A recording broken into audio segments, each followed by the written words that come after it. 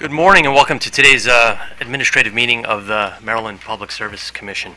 We have a number of interesting topics before us today regarding reliability and infrastructure investments, but before we get to that, I'd like to make a number of announcements regarding some staff members that have recently joined the Commission. Usually I try to do these on the fly, but since we have so many today, I'm going to read from a bit of a script that I have here. The first is that we have a new addition to the Office of the General Counsel. Colin Glynn. Is Colin with us today? There in the back there. Colin joins us after serving as an assistant solicitor with the Baltimore City Law Department, where he specialized in matters involving representation of the Baltimore City Police Department, and was involved in a number of high-profile police civil rights cases.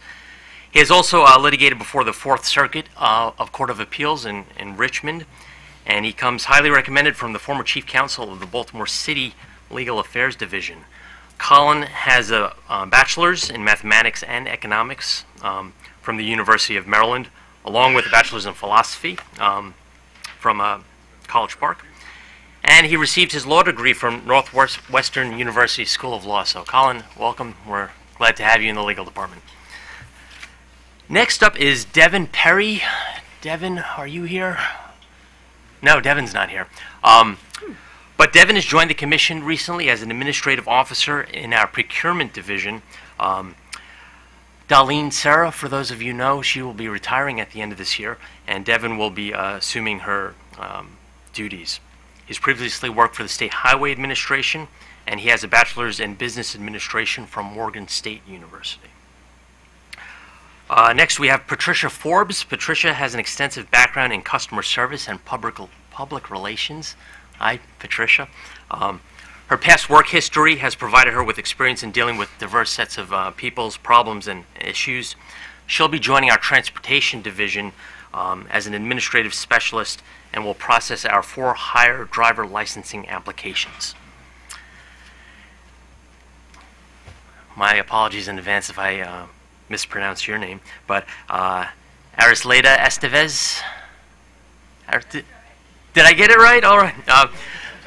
Arisleda comes from the Division of Department of Labor, Licensing and Regulations, DLLR, where she's been for the past 4 years as an administrative specialist in the Workers' Classification Protection Unit.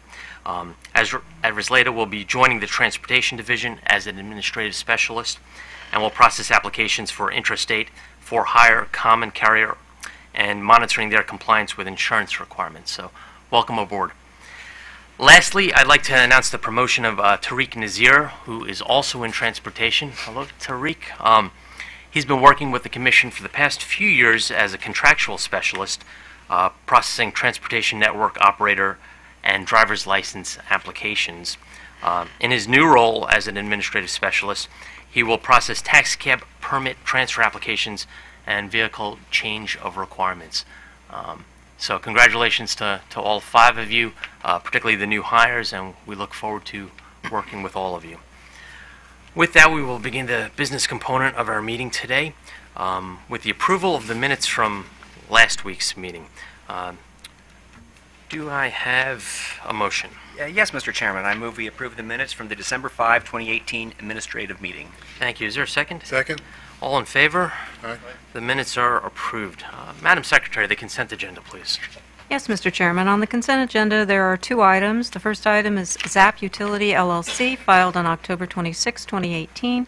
Request to withdraw its license to supply electricity or electric generation services in Maryland. And item 2 is Constellation Energy Power Choice, LLC, filed on November 13, 2018. Request to cancel its license to supply electricity or electric generation services in Maryland. Thank you. Do commissioners have questions on these 2 items? Seeing none, is there a motion? Yes, Mr. Chairman, I move that we approve the cancellation request for items number 1 and 2. Thank you. Is there a second? Second. All in favor? Aye. The motion is approved.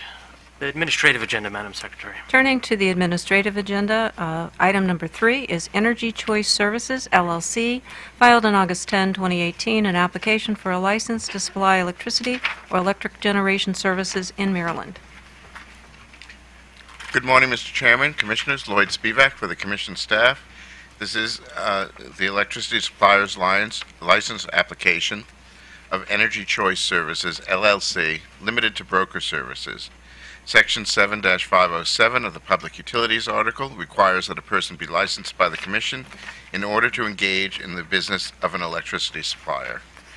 Energy Choice Services has met the technical and managerial requirements and has met the financial integrity requirement by posting a $10,000 bond, as is normally required for brokers. The company is currently operating in Ohio, New Jersey, New York, and Texas. Staff has inquired with the commissions in those states and was informed that there are no complaints against Energy Choice Services. Energy Choice Services seeks to provide its services to commercial and industrial customer classes in all the electric service territories where customer choice is available.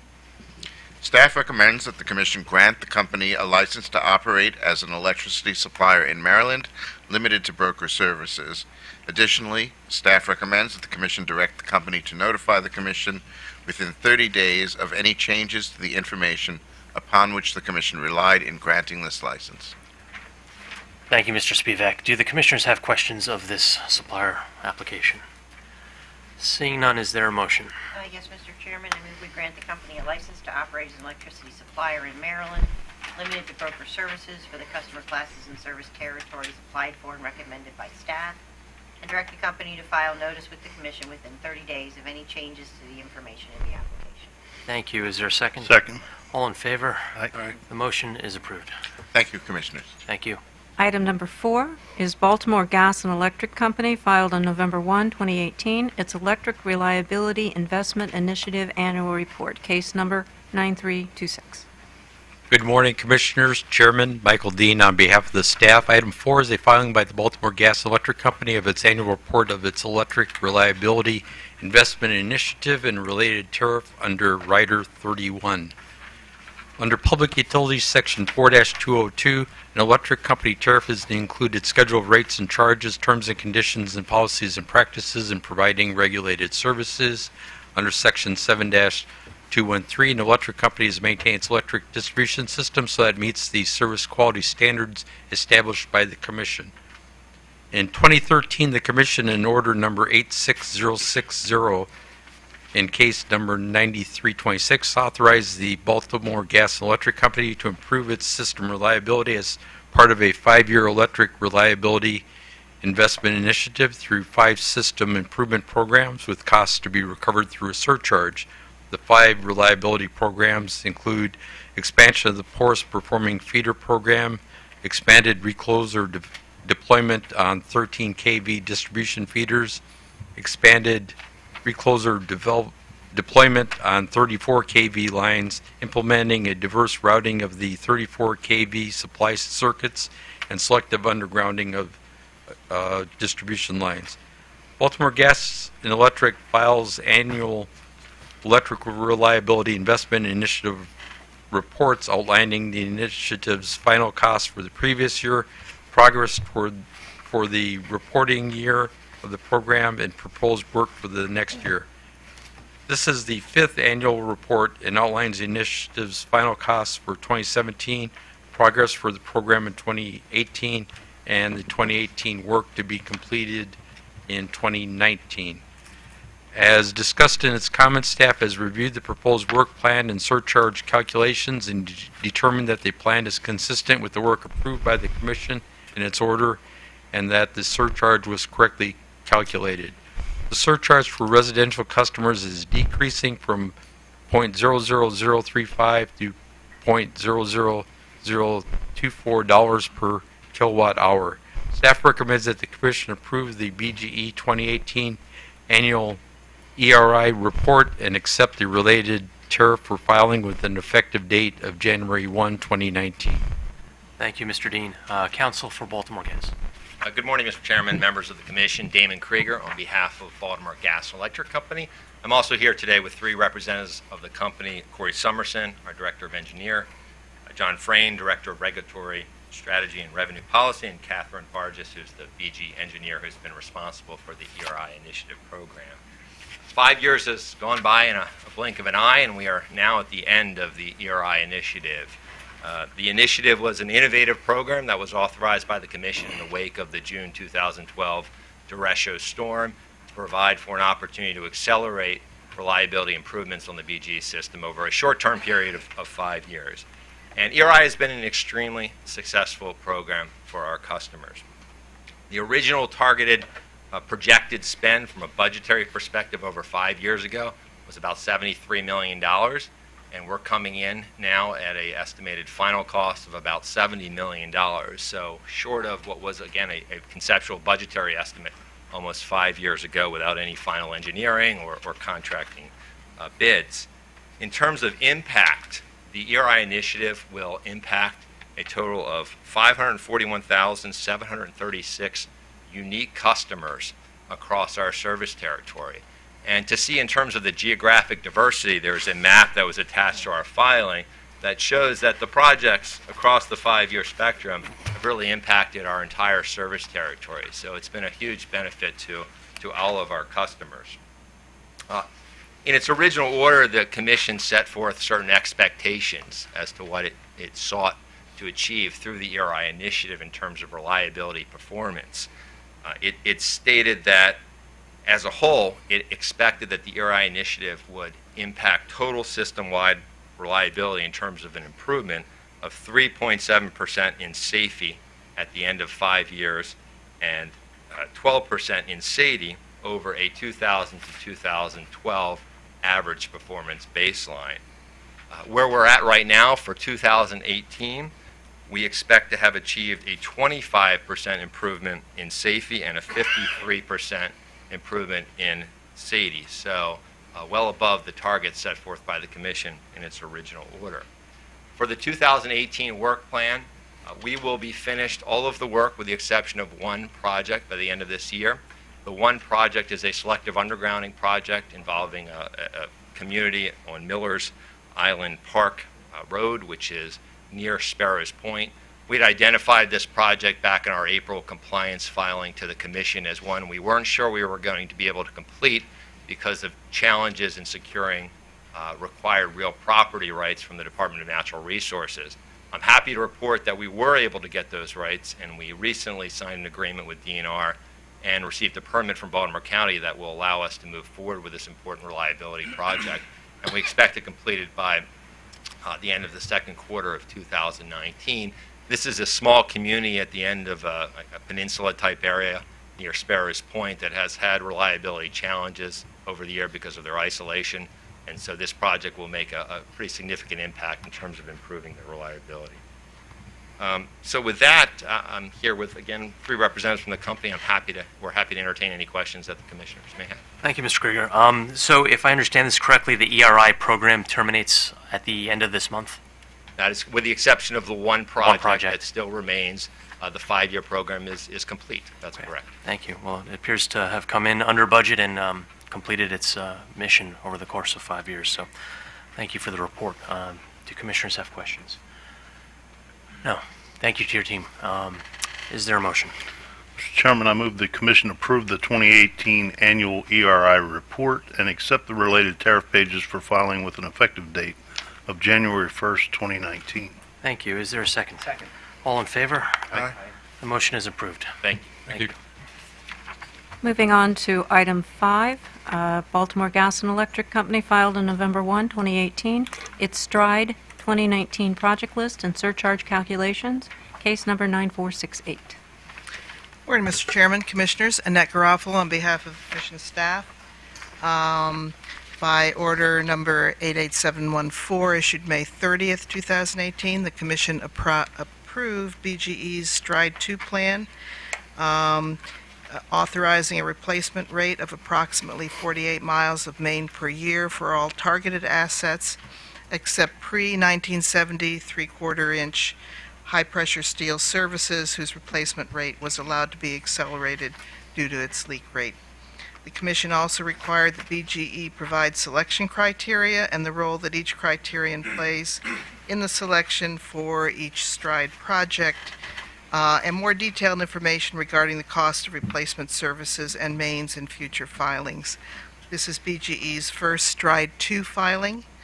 On November 1st, 2018, BGE's first STRIDE 2 project list, which was later supplemented, and its first STRIDE 2 surcharge calculations were filed. BGE proposes to replace 45.18 miles of main and approximately 12,000 services in 2019. The company's list is comprised of cast iron and bare steel main and approximately 12,000 gas services, of which 7,000 are pre-1970 three-quarter high-pressure steel. These 57 projects include carryover projects from 2018 that were intended to be multi-year projects and projects that are finished with the exception of restoration. The projects are listed in Exhibit A and described in detail in Exhibit B, and this is a format that Commission staff has found very helpful. And we thank BGE for using that format. BGE cautions that its 2019 work will be impacted by last year's unusually heavy rains and the tight labor market caused by work needed in Massachusetts. Staff has reviewed the projects and recommends the Commission approve the project list. All the surcharges for BGE will begin at the cap. Staff has reviewed these and believes they have been properly calculated. These surcharges may decrease in January when BGE's base rate case is final and previous STRIDE projects are included in rate base. At this time, staff recommends that the Commission accept the proposed STRIDE surcharges for filing. Thank you, Ms. Garofalo. I note that Office of People's Counsel filed comments in this proceeding. Does People's Counsel wish to explain their recommendations? Yes, good morning, Mr. Chairman, Commissioners. Joseph Cleaver on behalf of the Office of People's Counsel.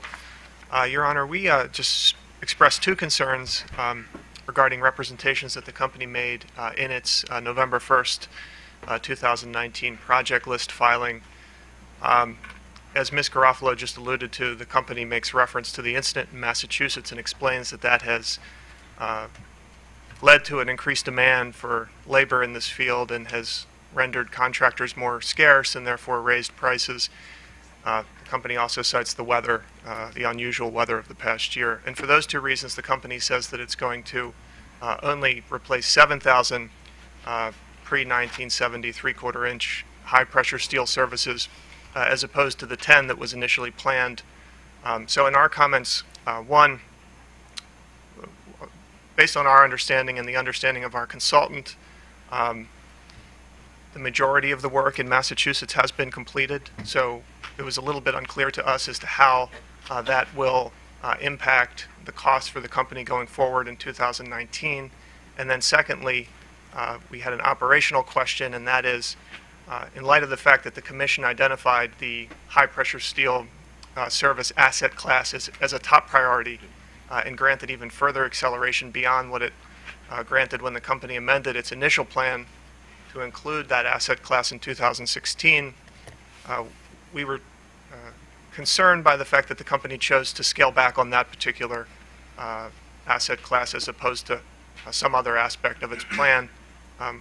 In terms of the recommendation, we don't oppose the Commission approval of the project list, but simply believe that it's in order for the company to provide some more information on those 2 points. Thank you. Mr. Cleaver, in what form would OPC request that this information be provided? Well, Your Honor, here today, I would imagine that the company is prepared to address the comments that were timely filed and served on the company on Monday. Thank you. Counsel for Baltimore Gas. Good morning, Mr. Chairman, Commissioners. Daniel Herson for Baltimore Gas and Electric. I've brought some folks with me this morning. Steve Trock, who's Manager of Gas Engineering and Asset Performance. David Smith, Manager of Engineering in our Gas Distribution Planning Division. Kevin Nelson, who's the Principal Project Manager of STRIDE. And John Frayne, Director of Regulatory Strategy and Revenue Policy. We don't have a presentation for you this morning, but I did want to take a few minutes to address the concerns that Mr. Cleaver raised. So Mr. Cleaver and OPC is correct that most of the main and service replacement work up in the Massachusetts area has taken place already. The issue is that the crews that were pulled off of systems around the country to go up to Massachusetts to do some of that work, they were gone for 3 to 4 months to complete that work. They were not available to be working on work in their home areas, so now they've returned and they're going to have to catch up on work that was put on the shelf excuse me, while they were up there. that's going to have a profound impact on the spot labor resource market going into 2019. Now, BGE, we have long-term contracts with vendors to do work on our system, but we also supplement that with spot resources. And we anticipate we're going to have some challenges in 2019 being able to access that spot resource market. Mr. Nelson, who is in charge of conversations with our vendors, he's had some comments that he's received from some of the companies that I'll share with you here. One of them said, "I couldn't give you more crews if you tripled my rate." Another one said, "We'd love to work with you. We'll call you next summer." And a third one said, "We could have spot crews available for you by November of 2019. So it's a challenge for us going forward to try to find these resources on the spot market. And so when we were looking at our 2019 STRIDE package, if you will, we tried to decide, okay, how are we going to balance the different priorities here? One, of getting these assets excuse me, off the system. Two, being able to deal with the reality in the resource market. And three, keeping costs within a reasonable range. So we thought that the proposal that we came up with was pretty reasonable. Regarding the pre-1970 3/4-inch high-pressure steel services, we are still committed to getting those off our system by 2021. Now, the Commission, in the order approving that accelerated removal, was not prescriptive in terms of how many do you have to do each year for the next 3 years. And we said in our proposal that our plan was to do 10,000 of those next year, 10,000 in 2020, and then 7,000 in 2021. We're sort of flip-flopping that here. We're going to say, all right, we're going to do 7,000 next year because of the situation in the resource market. Still do 10,000 in 2020 and 2021. So we're still fully committed to getting that asset off the system by 2021, which was what the Commission directed us to do. But we did not want to scale back on our Operation Pipeline work. That's our main replacement work.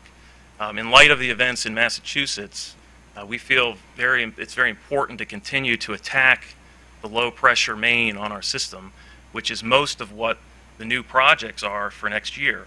All of our new projects in STRIDE for next year are main replacement. None of those are going to leave any low pressure on the system. In other words, we're attacking low-pressure main in all of those projects. So for us, it was very important to be consistent with that plan. So we elected to scale back a little on the service work, but we're still fully committed to getting that asset off the system by 2021. So we feel like we've provided a fair and appropriate balance given the current state of the industry. But, you know, that's for you guys to decide, and, you know, we're here to answer any questions that you have about that plan today. Thank you, Mr. Herson. If People's Counsel or our staff have any response or to Mr. Herson? No? Mr. Cleaver? No. Commissioners, questions regarding the plan? Commissioner O'Donnell. I appreciate hearing the company is prioritizing attacking the low-pressure systems, because I think that's very important in light of what happened in Massachusetts. But I don't want to misunderstand what you said, Mr. Herson. So you're not indicating that all your low-pressure system is going to be gone by 2021, are you? No, not the low-pressure system. I was speaking about the pre-1970. I understand, but I think you also said that you were prioritizing the operating main replacements so that you could attack the low-pressure system, and I thought you said that something about that would be gone. There would be no more left on the system. I'm not sure what you exactly said there. My apologies. That was not the representation. So how much low-pressure service will you still have going forward if you continue to prioritize your operating main replacements as you have them indicated? Okay, so let me give you some numbers. So for the end of 2017, we had approximately 1,200 miles of low pressure remaining on the system. We are attacking that through the replacement of the cast iron and the bare steel main. So the replacement rate on the low pressure is going to track that replacement rate for the cast iron and bare steel. When is that asset class projected? We're looking at about 5 to 6% of that per year coming off the system. Has the company considered reprioritizing that low pressure Maine, that low-pressure service, as an asset class all of its own in light of what happened in Andover? Right, we have had some of those discussions. That would involve amending the STRIDE plan to come back in course. and have that as a targeted asset. Of course. We're still discussing that. I know the commission's thinking about that. I know we've answered some data responses to the staff engineering division, and I know that the commission, may be looking further into some of these issues. So that's a possibility. We haven't committed to doing that yet, but that's certainly something we could do. And I don't want to mislead, the commission certainly hasn't made that decision or indication, but we're considering it as well. We're thinking about it. I'm glad to hear the company is as well, so thank you for that. I appreciate it. No problem. Good morning, Mr. Hurston. I just had a question. Sure. Following up in part on the low-pressure focus that the company is going to take with the STRIDE projects. Can you tell me if that was primarily due to the lessons learned from Massachusetts, or was there some other concern that the company has that regarding low pressure separate from what happened in Massachusetts? No, I think we've always been concerned about low pressure. That's why we targeted cast iron Maine as one of the STRIDE assets, and we've done that all along with STRIDE. Certainly, the events in Massachusetts sort of reinforced that position within our company, and we took a look at what we're doing. We refocused our efforts, and we said we have to attack this stuff pretty aggressively. So it did play a part in sort of refocusing our efforts on that. But we were addressing low pressure before that incident took place. Okay, so I just wanted to make sure that this wasn't a concern that we needed to be, something that we needed to be concerned about in a different way, as opposed to refocusing based on the lessons learned from Massachusetts. Yeah, I would say we feel very comfortable right now that we're addressing that issue, obviously subject to whatever the commission wants to do going forward. But that event, as tragic as it was, sort of reinforced for us that addressing the cast iron and the bare steel is an appropriate target for us in terms of what assets to include in STRIDE. Okay, thank you. Commissioner Herman. Thank you. Mr. Hurston, I just want to make sure I understand. Are you saying that this labor issue is a short-term issue and that after 2019 you expect that you won't have the labor issue anymore? I don't know if I can answer that question. Mr. Nelson, what do you think? I know it's definitely going to be a problem in 2019. Going beyond that, it's hard for me to say. But unfortunately, I don't know that I can either, but I'll speak to it in generalities. Why don't you identify yourself? Thank you, Commissioner. Kevin Nelson on behalf of BGE. Thank you. Not only do the incidents in Massachusetts drive the price and the availability of spot labor, but we're also in the lowest unemployment environment in a generation, which is making, even without that, growth of organic resources challenging. So what I would say is we have confidence that by the end of 2020, we can build the labor force to achieve the rate of replacement that we've set forth. But it is there is some uncertainty about what will that cost be, what will the labor market demand. And I'm an engineer, not an economist, so I'm an observer of this and passing that observation on. Right, and I appreciate and understand that there may have been a short-term issue, but I do believe the company told this commission that it had the resources to do the accelerated work, and so we're going to hold the company to that, and if there is an issue going forward, we would expect the company to come to us and tell us that there is a labor issue that is preventing it from completing its STRIDE projects under STRIDE 2. So if you would, if it does look like there's going to be a significant issue going forward, we'll appreciate hearing about that as soon as you know about that. Very good. Can I follow up on that, Mr. Chairman?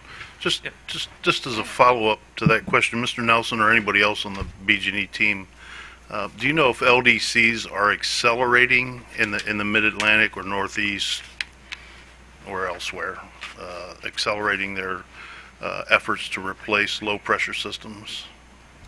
I would observe that we're probably on the tail end of the acceleration period, if you will, of the derivative increasing on the East Coast.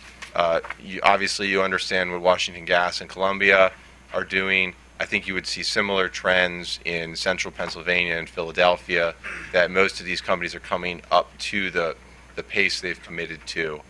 And so another reason, again, to Commissioner Herman's question, that We think there's probably some opportunity and relief coming in the labor market as the industry, at least on the East Coast, sort of reaches peak. But let's also consider that there's new customer demand that drives that. There's some impact from transmission and midstream work that drives this labor market. So it's a very dynamic situation. Yeah, it's, I think, 5 to 6% a year replacement is going to take 20 years, and I don't think the body politic is going to withstand that, especially if we have another incident. So I think we could probably expect more tightening in that sector of the labor market, because I think there's going to be political direction either from the federal government or state governments to accelerate these system replacements. So anyway, that's why I asked the question. Thank you. I just wanted to add, Commissioner Herman, I want to make sure the Commission understands we do have resources on the system. I mean, Mr. Smith and Mr. Nelson have done a good job locking down vendors in long-term contracts. So I don't want to leave the impression that we're scurrying to find people to do the work. I'm talking about the spot market, where we supplemented the long-term contracts we have with additional resources. That's where we're finding challenges. But we do have resources on the system doing the work. I understand. Thank you very much, though. Thank you, Mr. Herson. Seeing no additional questions, do we have a motion? Yes, Mr. Chairman, for item number 5, I move we approve the company's 2019 STRIDE project list and accept the filing the proposed STRIDE surcharges. Thank you. Is there a second? Second. All in favor? Aye. The item is approved. Thank you very much. I'm going to call the next two items together since they're the same company. Item 6 is Columbia Gas of Maryland, Inc., filed on November 1, 2018, its annual IRIS surcharge filing effective January 1, 2019, case number 9479. And item 7 is Columbia Gas of Maryland, Inc., filed on November 1, 2018, its annual IRIS surcharge filing report effective January 1, 2019, case number 9332. Thank you. Annette Garofalo on behalf of Commission staff again. By Order 88852 issued August 28, 2018, the Commission approved a STRIDE 2 plan for Columbia that adopted a stipulation and settlement of the parties, providing for a replacement rate of approximately 8 miles of main per year. And this is Columbia's first STRIDE 2 filing as well as it was BGE's. On November 1, 2018, Columbia filed its first STRIDE 2 project list and its first STRIDE 2 surcharge calculations, and the two filings before you are related STRIDE projects. They're finishing up STRIDE 1 and beginning STRIDE 2. Columbia proposes 16 projects in 2019 to replace 8.14 miles of main and approximately 850 services in 2019. Also listed for replacement are meter sets, regulators, and upgrades to piping and other facilities associated with aging pressure reduction stations. Columbia's projects are listed in Attachment C. Staff has reviewed these projects, their cost estimates, and the company's selection criteria, and recommends the Commission approve the project list. No detail has been provided for replacement of meter sets, regulators, and upgrades to piping and other facilities, and the Commission asks and the staff asks the Commission to direct the company to provide a list of these projects. I should add, we had some discussions with the company prior to the meeting. We would still ask that you direct that, but we think we are on the verge of an agreement, which we would be happy to submit to you later. So, Ms. Garofalo, you're not asking for a directive from the Commission today? We ask that you continue to direct that, and then we would let you know what we have agreed to, because our agreement's not really final. Understood. Thank you. Columbia also filed an updated status of its 2018 project list as of September 2018 in Attachment D. The completion of this list and the total cost will be reported in the 2018 reconciliation filing, which is filed in mid-March 2019, in order that it can be based on actual numbers. In addition, staff is cognizant of the Columbia family's experience in Massachusetts and the urgent safety recommendations of the NTSB, and requests that the Commission direct the company to provide engineering staff a status on its implementation of the NTSB recommendations by the end of the calendar year for engineering's review. Columbia has completed a base rate case whereby it has removed completed STRIDE projects from the previous year into rate base.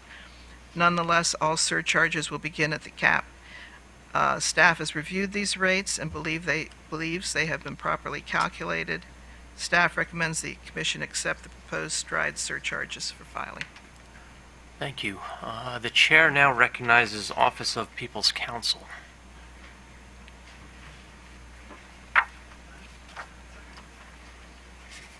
Morning again, Mr. Chairman, Commissioners. Joseph Cleaver for the Office of People's Counsel.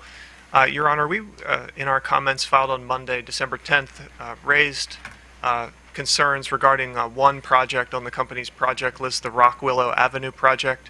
However, in order to avoid an unnecessary recitation, I believe it may be more expedient for the company to go first and explain the changes that it recently made to its discovery responses, which form the basis for our recommendation. There have been some corrections that have been made, and I believe that in light of those corrections and in light of some additional explanation that Mr. Gallagher is going to provide, that may be enough to satisfy our concern. Okay. So if I could reserve the right to potentially come back after Mr. Gallagher. Why don't we do that? Counsel for Columbia Gas. Thank you, Your Honor. Thank you. Mr. Chairman, Commissioners, Theodore Gallagher on behalf of Columbia Gas of Maryland. With me today, I have Rebecca Garrity, who is the Manager of Rates and Regulatory Services for Columbia. With respect to the Rock Willow Avenue and the information provided in discovery, once we got the recommendation, I looked closer at that.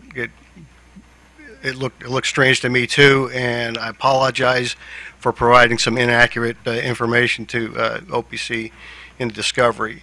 And it turns out that the listing that we provided with respect to the Rock Willow, we had 865 feet of plastic that was characterized as ineligible and 405 feet of coated steel. All of that 405 feet of coated steel is vintage type of facilities that Mr. Cleaver described in his recommendation as being subject to, as part of approved projects under pages 5 and 6 of the amended plan that was approved. And of the plastic that we listed, 865 feet, 850 of that is vintage pipeline that's also described as within the scope of the plan.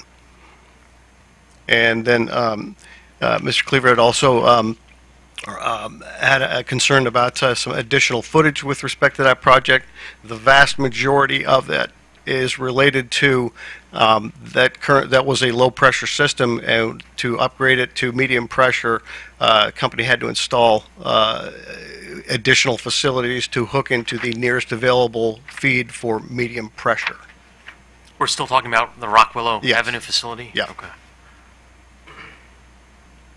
Okay. Anything else, Mr. Gallagher? No. Okay. Mr. Cleaver, do you have a response based on what you heard and the corrections that Mr. Gallagher has proffered? Yes, thank you, Your Honor. Your Honor, in our comments, our recommendation was that absent additional information, that project should be removed from the project list in light of the corrections that the company has made to its discovery responses, which were served yesterday, and in light of the additional information that Mr. Gallagher provided today. At this point, in my view, the project is within the scope of the company's approved STRIDE plan, so we would no longer be recommending that that project be removed from the list. Thank you, Mr. Cleaver. Thank you. Do commissioners have questions of any of the parties? Commissioner O'Donnell. Mr. Gallagher, could I ask you some questions? Yes. Do you know how much low-pressure system Columbia has in its Maryland service territory?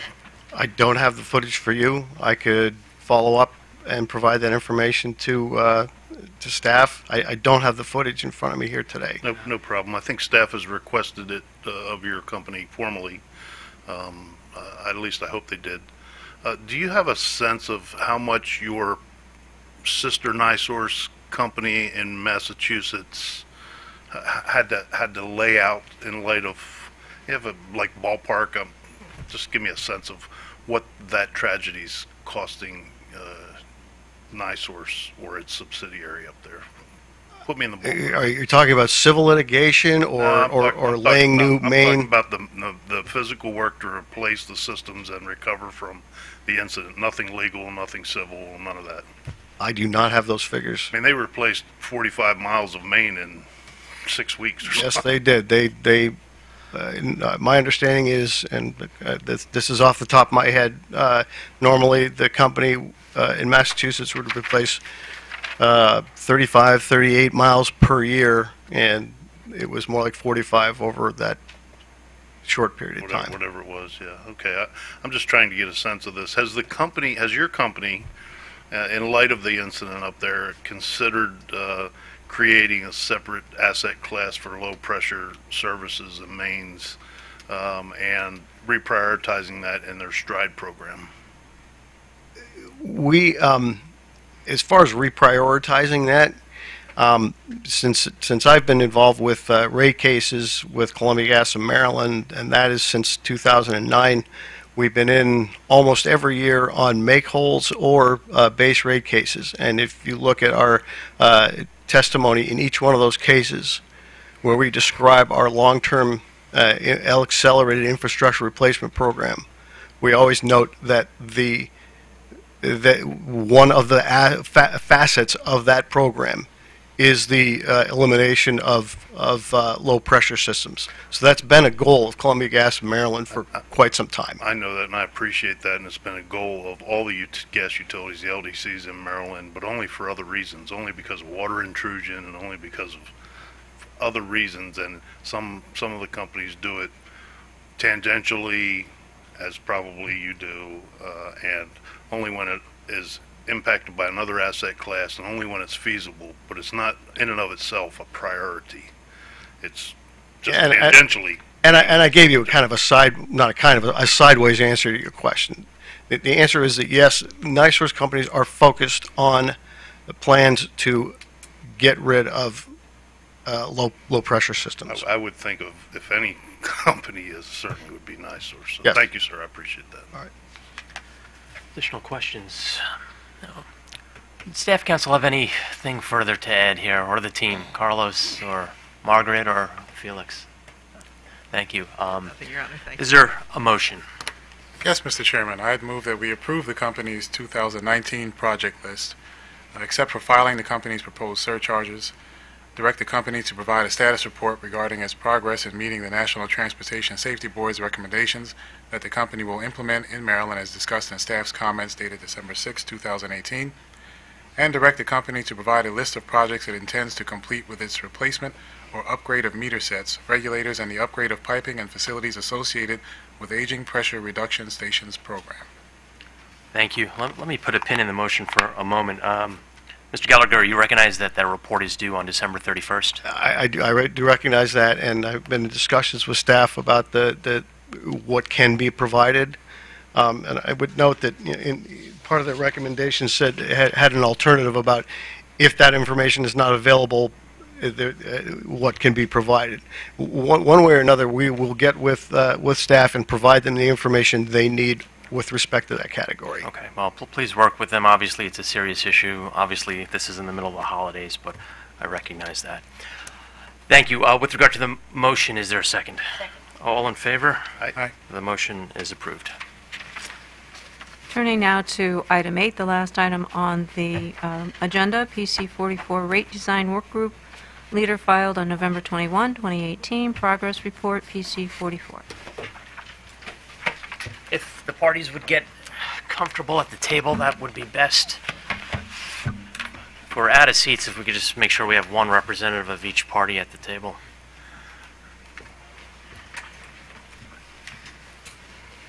We'll have a seat for Baltimore Gas, one for PHI, one for OPC. There we go.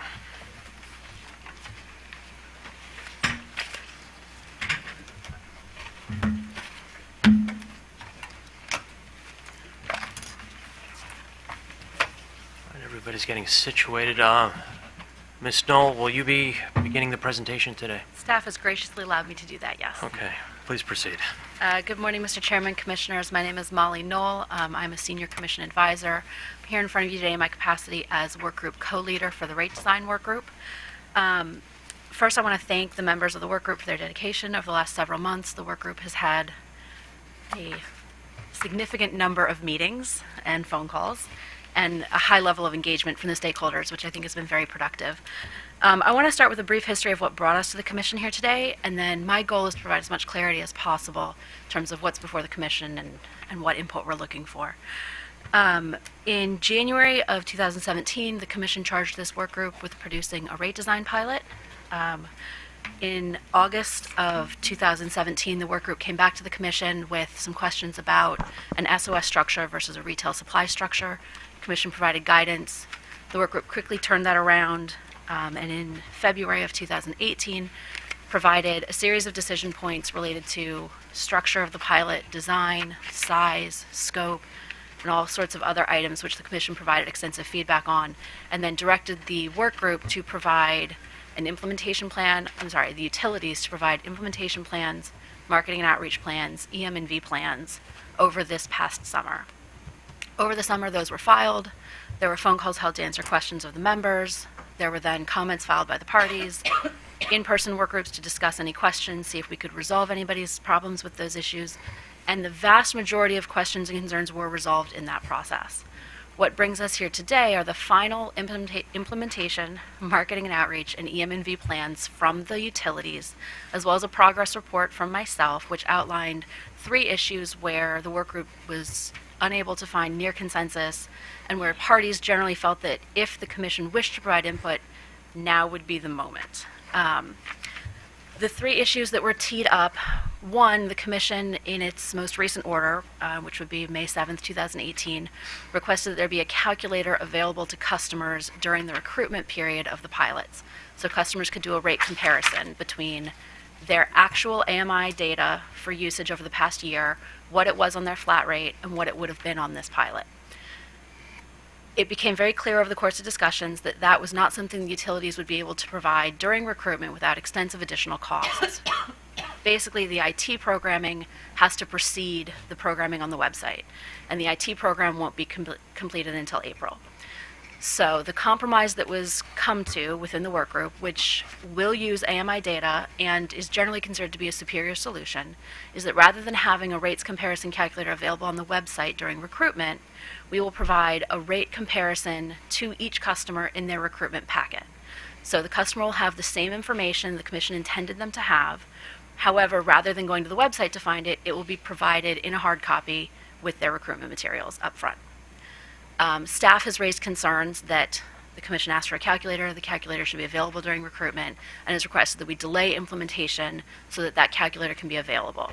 That would require that recruitment start no earlier than April 1st, which would require that we push the deployment as far back as the fall, so that the recruitment period would overlap when that calculator becomes available. There's some mention in OPC's comments about a 3rd calculator, which PHI has developed. That calculator does not utilize AMI data. So all customers for both BG&E and the PHI companies would receive the customer-specific analysis in the current proposal. And then all customers would have access to an online comparison tool during the run of the pilot once the rates are live in the utility systems. And then PHI has a separate 3rd offering, which is a calculator where customers can go online and they can put in an estimate of their on-peak usage, estimate of their off-peak usage, and kind of move them between the 2 periods and see what the impact might be. But that would not be linked to the AMI data. There's an additional cost for that calculator, and so there are some questions amongst the parties as to whether that cost is justified. So the parties would like, to the extent the Commission has input on that issue. The second issue that was teed up is the work group became aware over the course of the summer that Oracle has a behavioral load shaping tool that they have been developing, which would use AMI data to support customers during the run of the pilot. The utility marketing and outreach plans indicates that customers would receive some level of communication from the utilities to support them on the rate over the course of the pilot. But that information would, it would be a postcard, a notice of rate changes, and may or may not include any AMI-specific information for that customer. the Oracle tool would provide a significantly increased level of customer engagement, a significantly increased use of the AMI data, and Julia Friedman is here today from Oracle, and she is prepared to provide a brief overview of that product if the Commission is interested.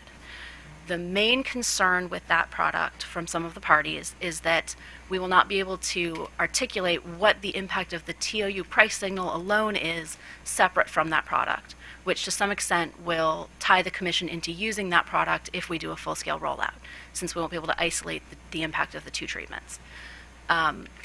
And it's really a question of what the Commission is looking for. This work group is trying to execute the Commission's goals and vision here, and there's a break within the work group as to whether the Commission wants basically a full-scale mock-up of what the full-scale rollout would be from the utility standpoint of how they would offer this, or a specific impact of TOU prices alone.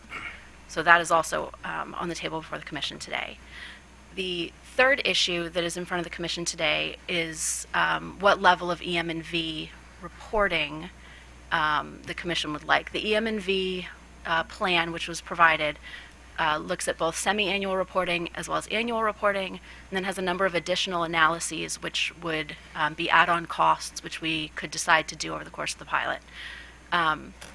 Up until now, the positions that I have been articulating are the positions of the parties from the work group. My next statement is going to be my position or my perspective as the work group leader. I believe there's still capacity within the work group to keep working on that EM&V issue, and I think it would be productive to have continued discussions on it. So if the Commission wishes to put input on EM&V today, fantastic. However, I think there's a great deal of additional discussion that could happen within the work group on those issues. With one caveat, which is that staff has specifically requested that there be an analysis of distribution system impacts. In the early days of the work group, there was extensive discussion as to whether or not this pilot could accomplish that task, and it was generally determined within the work group that that would be better answered by a study of distribution system capacity and distribution system planning, and that a pilot to determine distribution system impacts would have to have a much larger scope than what we're looking at here, and would have to take a much longer time frame than what we're looking at here. We simply won't see a delay of any distribution system upgrades based on a 2-year pilot. So if the Commission would like us to revisit that discussion, we certainly can, but otherwise I would suggest that the work group continue working solely on the EM&V issue.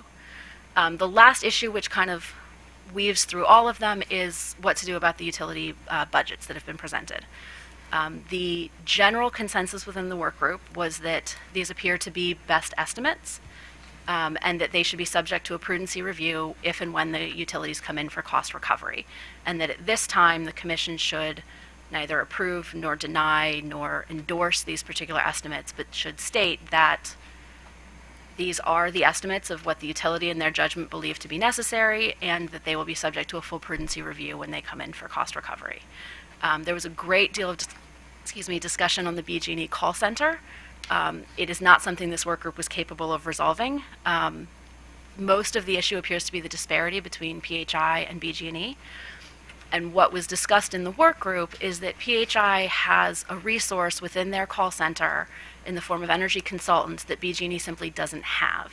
PHI intends to lean on that resource, which is already included in distribution rates, to support this pilot. BG&E doesn't have that capability and sees a need to develop that capability and a cost with doing that.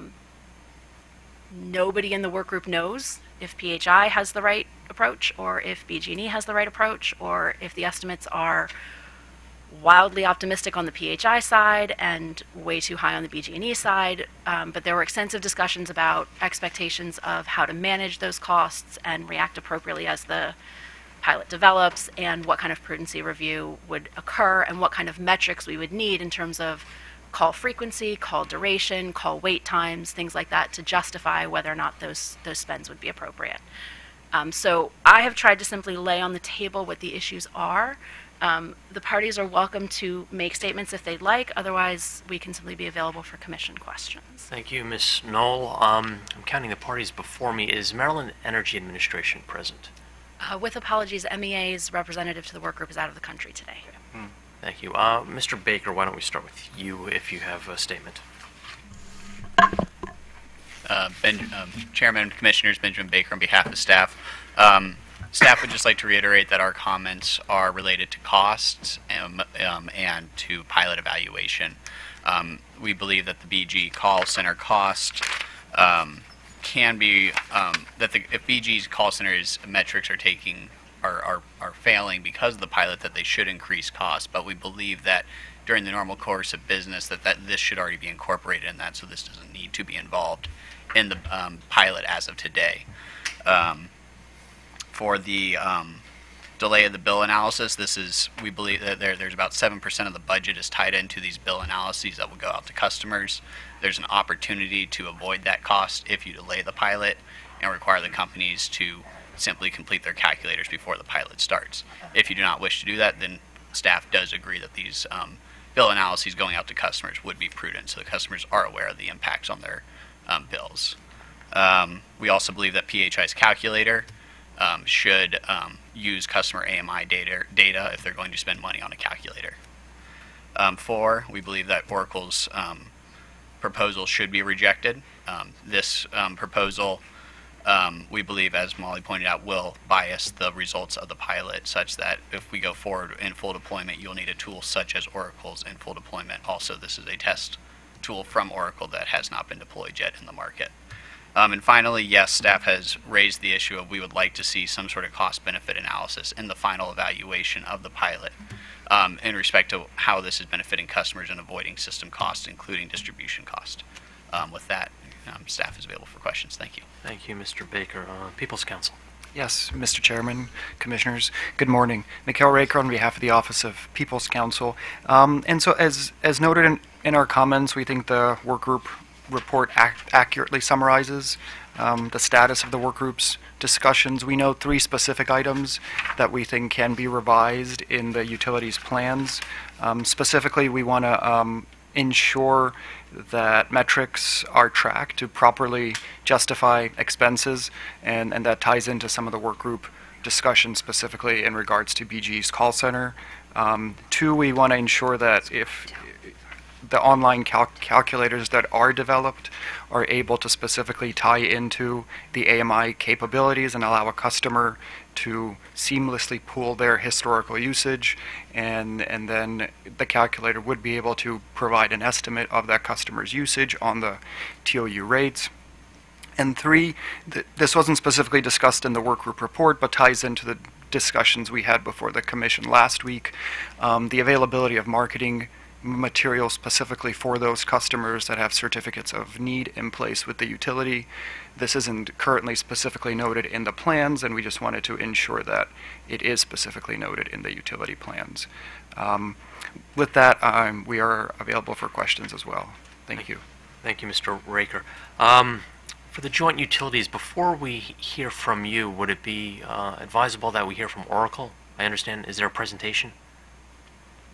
I'll allow the utilities, though, to decide the ordering. Sure. Okay.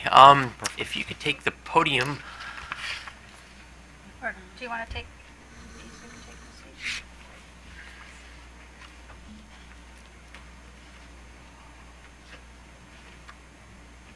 There's 6.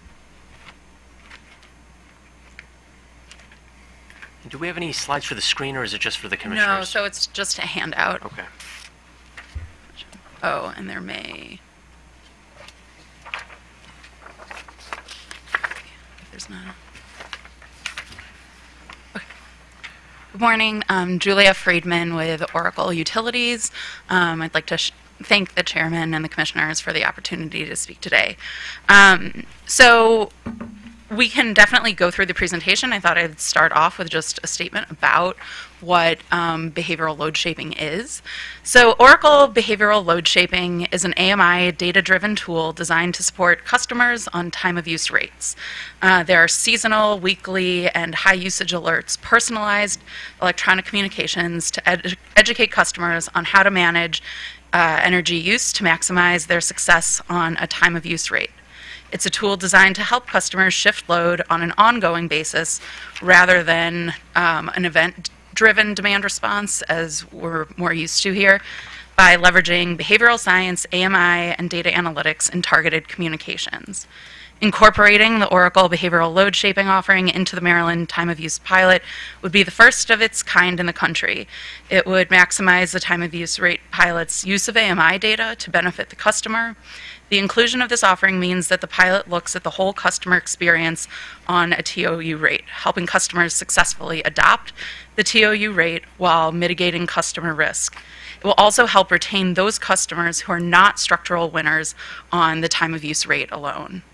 Additionally, Oracle's months of user research, as well as independent evaluations of other utilities' time of use rate pilots, indicates that customers desire regular and frequent and personalized communications from their utility to support their participation on a time of use rate.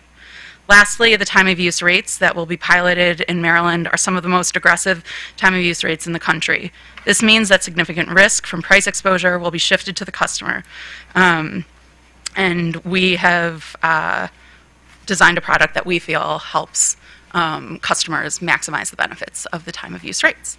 So I can kind of quickly go. A lot of the actual presentation aligns with the remarks that I just gave on the second slide after the introduction. You'll see sort of where, and I think you've probably seen this before, where the Maryland time of use rates fall according to other utilities.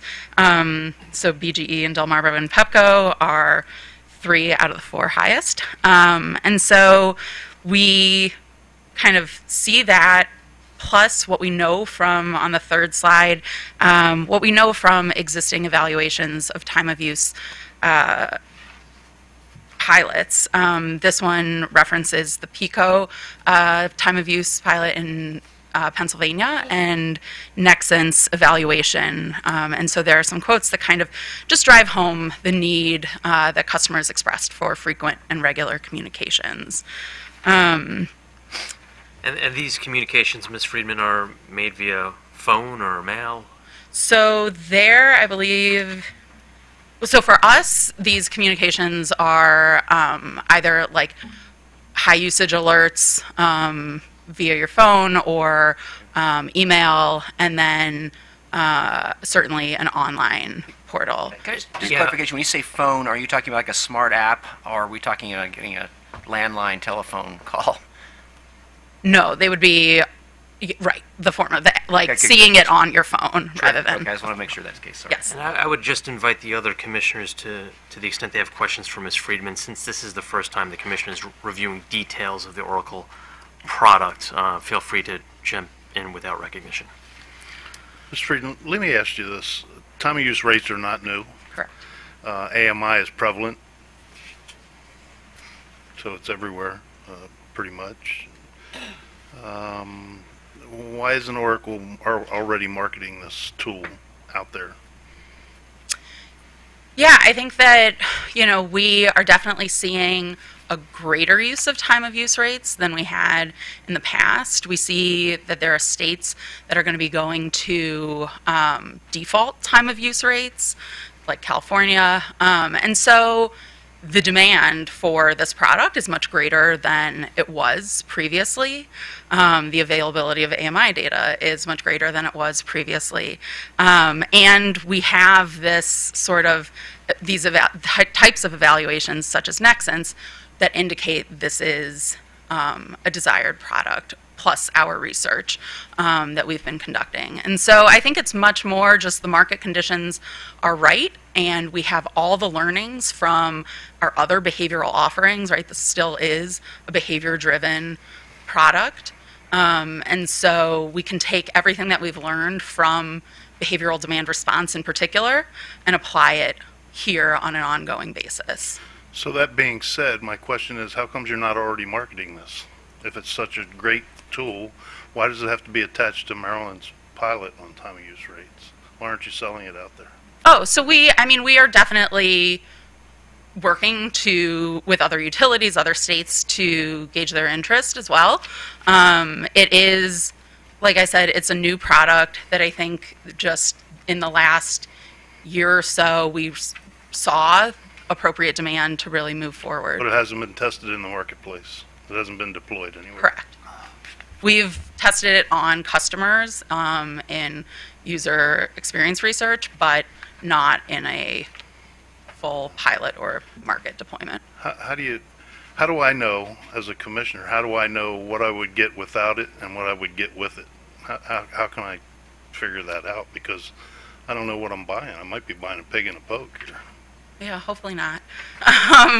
So with the way that the working group kind of came together, we did talk about trying to run a randomized control trial on this product. It was decided within the working group that that's not the right direction to go. Those reasons are explained in the working group report, but largely, in order to do so, we would need to expand the size of the pilot significantly so that the rate can be tested and then the randomized control trial could be tested on this product alone. So it is, I think, as Molly suggested, the way that the working group kind of shook out, we decided not to go with a randomized control trial, and that this would be an offering available to anyone who signed up for the time of use rate. Thank you. Other commissioners, did we derail you from your presentation? No, I mean, I think we've kind of covered it. I mostly wanted you to have this so that you can kind of see what the feel and look of it would be. Yeah, I think that we can skip, we do talk about intelligent chip targeting and the extensive use of AMI within this product. And then I still don't have a good sense for the product. If I'm the customer, what do I see? Do I know this is an Oracle product, or is it branded under BG&E or PHI? Tell us. This would be branded according to the utility. Okay. What does the ratepayer see? Sorry? What does the ratepayer see? Yeah, so they're going to get, we can start with the, this is slide 5. And so they'll get an introductory email. And So 1 second. Our slides aren't numbered. Oh, I apologize. What's the title? Behavioral Load Shaping Communications Overview. Thank you. And so you'll see that we have an introductory experience, then we have a week-over-week coaching. So this is a product that's offered weekly. And then there's a monthly peak usage summary. You'll also see that there are going to be communications that help with the seasonal transition when the rates change. And then there are the web insights as well that are included, and those are in the slides called Data Browser with TOU. Okay, thank you. We've had several parties express concern about quantifying the value of this product during our EM&V process. Can you help me to understand why that's the case? I mean, certainly I understand this is a new product for Oracle, but as you've already mentioned, Oracle looks to expand this across the country, working with other utilities. There certainly has to be a way that Oracle is able to determine the benefit that it offers to a specific utility, as opposed to what the utility might establish on its own without the Oracle product. So is it a function of our EM&V process? Is it a challenge that has to do with the data we're collecting? I mean, what is keeping it so that we can't differentiate between what Oracle offers and what the utility offers? Right. So because this is a new product, in order to determine what the impact in terms of the load shifting is, we would need to run a randomized control trial. And so we would have some customers who opt in. So customers who opt into the time of use rate, some would be divided into the treatment group, and they would receive this product, the set of communications, and then we would have the time of use customers that have opted in that don't receive this treatment, right? So we would randomize them, we would make sure that there is nothing different between the two groups, and we'd be able to test that. And then, So we discussed that extensively in the working group, and in order to assess the impact, the size of the pilot at about 12,000 customers is too small for us to do a randomized control trial on and be able to, with statistical significance, determine the results. And so I'm sorry. So what would be the benefit to Oracle to even participate in this? I mean, if you can't demonstrate at the conclusion that our product created and established this benefit for the pilot. Yeah, so there are metrics that we will be able to track, right? So we'll be able to know open rates and click-through rates and engagement, customer engagement metrics. We'll also be able to work with the utilities and assess, what the impacts on the call centers were. Did this help reduce call center volume related to the TOU? And then lastly, with Brattle doing a post-pilot survey of customers, we'll be able to gauge customer sentiment. Did this help? Did they find the information useful? We haven't quite worked those specific questions out, but that would be a part of the post-pilot survey. So then you're looking to leverage data that comes from throughout the course of the pilot that will have, just based on how the consumer is operating and reacting to whatever messages you're sending during the course of the pilot. Correct. And Brattle's going to do a survey at the end. And so you're going to be able to try and compare and contrast all of that information. Yeah, I don't know that it's a compare and contrast. I think it's just collecting that whole body of research. Right, so the questions that Brattle would be asking would be complementary to the data that we're collecting. Okay. Now, our Maryland Energy Administration recommended that, I understand they're not here today, but in one of the comments they provided, they requested that there be an open access to the data that Oracle obtains as part of this pilot, assuming that you continue to participate in it. Does Oracle have a problem with doing that? We can certainly share the information under our practices, relaying it to the utilities and then sharing findings with others. I don't completely know what they mean by open access. They submitted a document yesterday. Have you seen that document? No, I apologize. Okay. Do you have that, Commissioner I do, Linton? yes. But we can certainly review it. I think Commissioner Sure. Linton will explain to you what items they want. Sure, I can tell you what they say.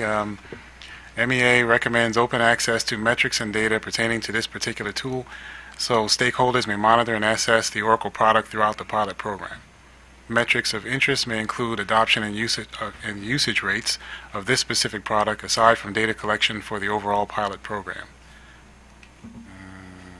Yeah, so I think we would certainly be sharing the click-through and open rates and usage information, and that can be pulled on a monthly basis. It could be pulled on a quarterly basis, whatever the group finds appropriate. In terms of open access to our systems, I would have to talk to others at Oracle to ensure there are no security concerns, but in terms of access to the data, yes, we could share that. Okay. Thank you. Commissioner Richard. Yeah, I just wanted to follow up on some of the chairman's questions about the customer experience. As you, I think, correctly noted, there are both rewards to participating in this time of use pilot, but also potentially significant, concerns or harms to the customer if they don't fully understand how this works, how the whole program works. So, can you tell me, how does your product, attached to the time of use pilot, help people avoid those risks of participating in this in the pilot? Yeah, so they'll see graphs that show, that break down the on-peak and off-peak periods and show in what frequency? So these will be weekly communications. Okay.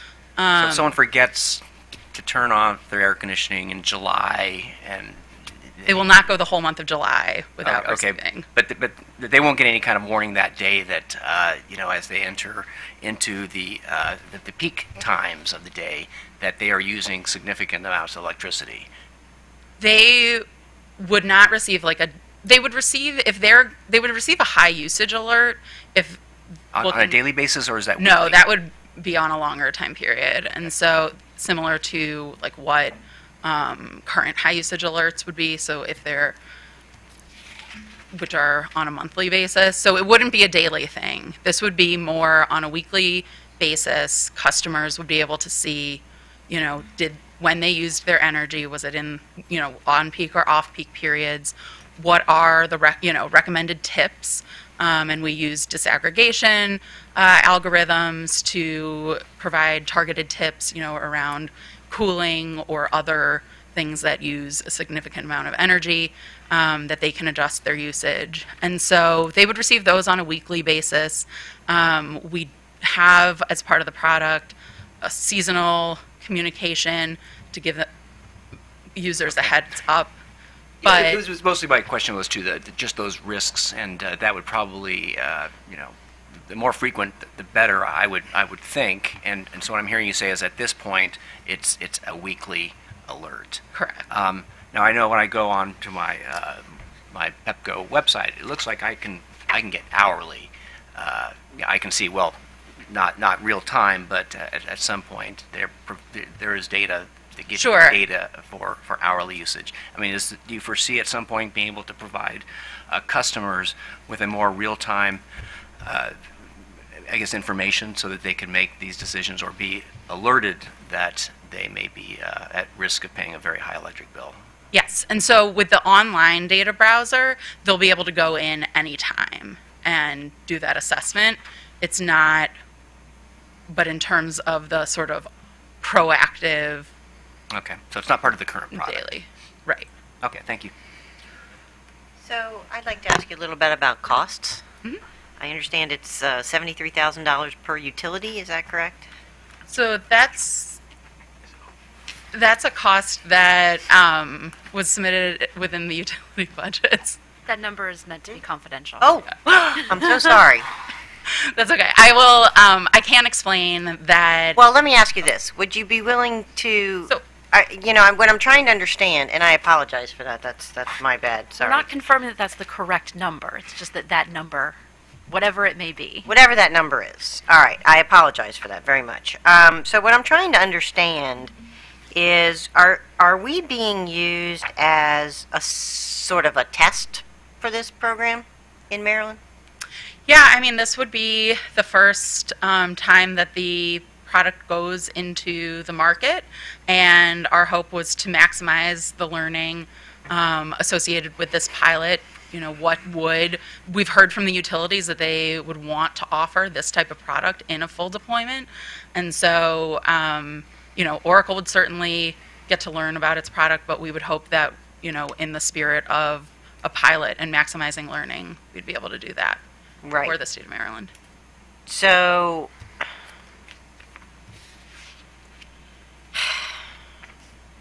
I'm having a hard time figuring out if I can ask this question. I'm just trying to understand, are we somehow getting a discount on the cost of the product because it's never been used before and you're using it as a learning tool? So the short answer is yes, and I'm happy to distribute what we can file afterwards as confidential Please pricing do. information. Right. So that was, kind of where I was headed. I appreciate that.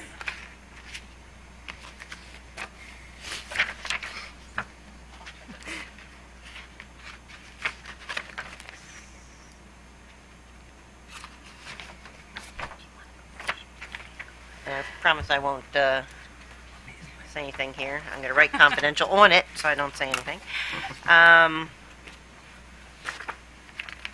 So what you're receiving lays out pricing on a per household basis and explains the pilot price, and then kind of broader how Oracle, the factors that go into pricing a product in a full deployment. Okay. So outside of pricing, This is a product that is only useful for time of use, is that right? So it was actually when we expect that it will be most useful for time of use. There have been discussions within Oracle that perhaps it could be used. It would obviously look very different, but the kind of programming and data behind it could be used for continuous load shifting in a non-price signal setting. We think the maximum benefit is certainly with time of use rates. Right. And in states like California, where on your slide deck you showed that they had, or other states, Sure. or I guess that's Minnesota. Are they using anything? Are they doing anything like this? Do you know? I know that we are in conversations with utilities to explore this possibility. So what this is doing is taking individual data from AMI, just trying to understand. You're taking individual from AMI data for customers that sign up for time of use, and you're providing them more data than what was proposed as part of the utility pilot. Is that correct? More information. That is my understanding. I think, yeah, I would defer to the utilities to answer for what they would provide in the absence of this product. But that's my understanding. Is that correct? Yes. Okay. Thank you. That's all I have right now. Any additional questions for the Oracle representative? Just so I understand what was asked for, maybe this is not for the company, but are actually for the company. You said you think it's more than we asked for. I guess I thought it was a more open-ended. It was the request is to design a product, a time-of-use product that used AMI data, maximized the value of AMI data and technology to inform customers. So hopefully it would be a success for the customer. How does this product exceed what was requested? I don't know about the requested part, but the pilot did not envision having more communications about, we're going to give communications, but we don't have currently the ability to do the analysis more on the peak time versus off-peak time basis. We're going to be giving alerts about when like seasons would be changing.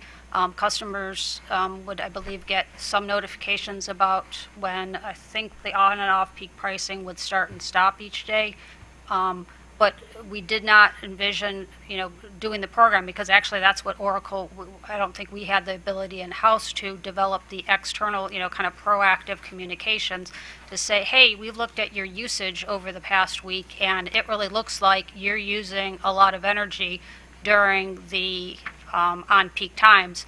If you moved, 10% of that to off-peak, you could save X dollars.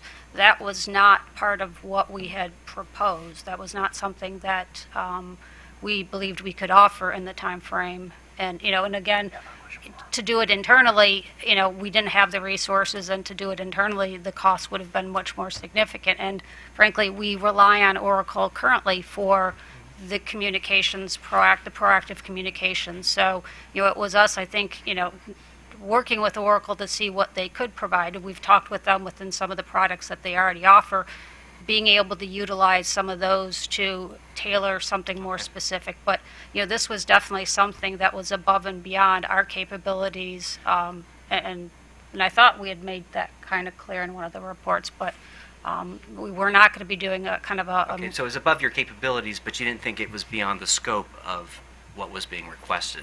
In other words, it was not beyond the scope of an eligible product, time-of-use product for this pilot. I think it was just not feasible, I guess is the word I'm looking for. Because you were not able to do it in-house. Yes, Okay. or at least within, again, when you're doing pilots, there's a, kind of a cost benefit they're looking. It's a pilot, you're using limited people, for the amount of resources and time that it would take for us to develop something, versus having, someone like an Oracle who would do this more, kind of an R&D type. Thank you, Ms. Carr. I think you've adequately answered the Commissioner's question.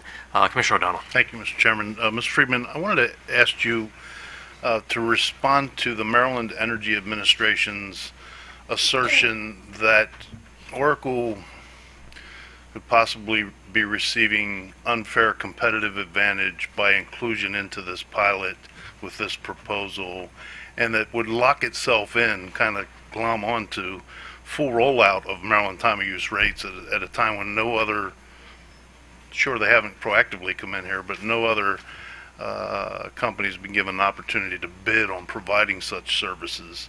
And they, although the full rollout, should we ever get to that point, wouldn't involve the state procurement system that we're in some kind of way presaging that now by including you on an untested product that you're going to basically beta test in Maryland on our pilot program. How do you respond to that? Yeah, I would say, I mean, I think we heard within the working group that there was a desire to mimic a full deployment. And so we're offering this in the spirit of learning what a full deployment with the capabilities that the utilities have expressed desire for would look like. We completely respect the Commission's preference for doing competitive bidding. We expect that in a full deployment, there would be extensive prudency review for whomever is selected. And so we do not kind of take this opportunity in any way to assume that we'll be locked in. But wouldn't that require you to be completely open books, completely 100% transparent, not confidential filings on any of this stuff? Because pilots, for me, are open learning experiences for the state of Maryland, not proprietary testing for corporations who wish to expand their business capacity. Yeah, I mean, there are proprietary concerns on our part because this is a new product. And so we have attempted to be as forthcoming as possible. The information that you've received, the PowerPoint and the pricing information has all been delivered to the working group as well. And are there other companies out there that do similar work to what Oracle does in this arena? To my knowledge, in terms of achieving behavioral load shifting, like so demand response on a continuous basis, I'm not aware of that. I'm not talking about terminology behavioral load shifting, but generally the type of data analysis that Oracle does with regard to energy efficiency programs and other stuff, behavioral modification stuff. There are other EM&V companies out there that do similar work, correct? On energy efficiency and the event-driven demand response, I believe so. So someone could compete with you for this type of work that you're trying to get here. Oh, yeah, absolutely. Yeah, okay. Thank you. I appreciate that. Thank you. The chair recognizes the joint utilities. Good morning, Chairman Stanek, Commissioners. Beverly Sikora on behalf of BGE. And Ms. Sikora, before you begin, I might note that your transmittal sheet from November 21st does not request anything from the commission. So There's no action request in the transmittal letter. And if I may, there was that was my question. Your filing here makes no request of the commission today, and I just wanted to lead with that before you began your presentation. Oh, okay. I guess I wasn't planning to respond to that filing. I was looking more at the work group. If I may, the timeline laid out that the utilities would be required to file these, but did not indicate that the commission would take any action or that the utilities needed to wait for any action from the commission to continue with implementation. I think that's the genesis of some of the confusion. Thank you for the clarification, Ms. Knoll. Ms. Sikora. Thank you, because I was confused too for a second there. I'll start by saying that, we have worked, very extensively with the work group to come up with what we feel is a good product, because this is something that's going to be new for a lot of people and potentially have big impacts. And we have taken the considerations and the recommendations of the other parties into mind as we're trying to develop our product. But at the end of the day, we are the ones that are implementing this. We know our systems. We know our resources. And I think it's been touched on already, but customer education is going to be crucial to this, the success of this pilot. We've done we've done focus groups, and customers have a lot of questions. And so, we want to make sure that, we're leveraging as much information as we can, which is why, definitely the online rate calculator, bill calculator that we're planning to, or that we're in the process of developing, will use AMI data, so that, we want to make sure people have good information. That's why, we worked to come up with, in the absence of having that and ready in time, to have an individual kind of bill comparison that a customer can use in help making their decision. What else? We also, we do think that the behavioral load shifting tool that Oracle is offering is also good. I mean, again, that was something we were interested in, but just within the scope of the pilot, we didn't think, we could, do. But, one of the things with customer education is that it's not going to be strictly, send people paper, send people a welcome kit, send people invitations. The customer call center will be key to that. Staff in its comments, said something that BG will simply be switching customers from one rate schedule to another. And that is absolutely not the case. This isn't just a customer calling up saying, oh, I want to go on time of use rates, going in the computer, doing a couple, inputs, bam, it's done. We are expecting the call center reps to spend significant time with these customers, explaining the possibilities. We expect the customers to have a lot of questions, and that's why, based on the resources that we currently have and the time that we expected these customers to spend on the phone with our reps, that, we want to have a separate group that, and again, we're very willing to track the metrics as OPC is requested, call time, call duration, number of calls, whatever other information we can gather. We're very interested in that. But, we don't want to shortchange the education of this. There's, again, PEPCO has different resources available because of things that they had set up previously. We currently don't believe we have this, we don't have the resources. It's a tight balance between making sure you have people in the call center that are ready to answer calls, timely and accurately, but at the same time, we don't want people sitting around twiddling their thumbs. So it is a constant balancing. We think adding something this significant and what we want to do to make sure customers have the information is not, again, shortchanged. So can I ask you a question about that, Ms. Scoro? PHI has, I believe they're called energy consultants, and that's what you're referencing is the resources that BGE doesn't have. Are you suggesting that you're going to create a new set of call center reps that are similar to energy consultants for purposes of this pilot, or is it something that you think is a good idea and you're going to set it up anyway? And so, where should the cost go if you're, depending on what it is, the plan, what the plan is? I don't think the plan is currently to develop something quite the same as PEPCO. I think the idea would be to hire new reps they would be the group that gets these calls. At the same time, though, they would get all the other training that call center reps can use, or that have call center reps get. So that these reps would, their primary focus would be take these calls when they come, but to the extent that, those calls aren't coming in, they can do other things. We can kind of use them to fill in gaps in other places. If we come to a point where we find out we don't really need these reps, as many reps, to take calls for the pilot, we can then work them into the other call center normal operations to take calls, and we'll track the costs kind of more day by day, week by week. I think okay, are they going to be devoted to the pilot, or are they going to be back in normal operations, so that we put out a budget number, but that's kind of a max, assuming that they have to they're working on this 24/7 during the, well, not 24/7, but they're working on it during the duration full time.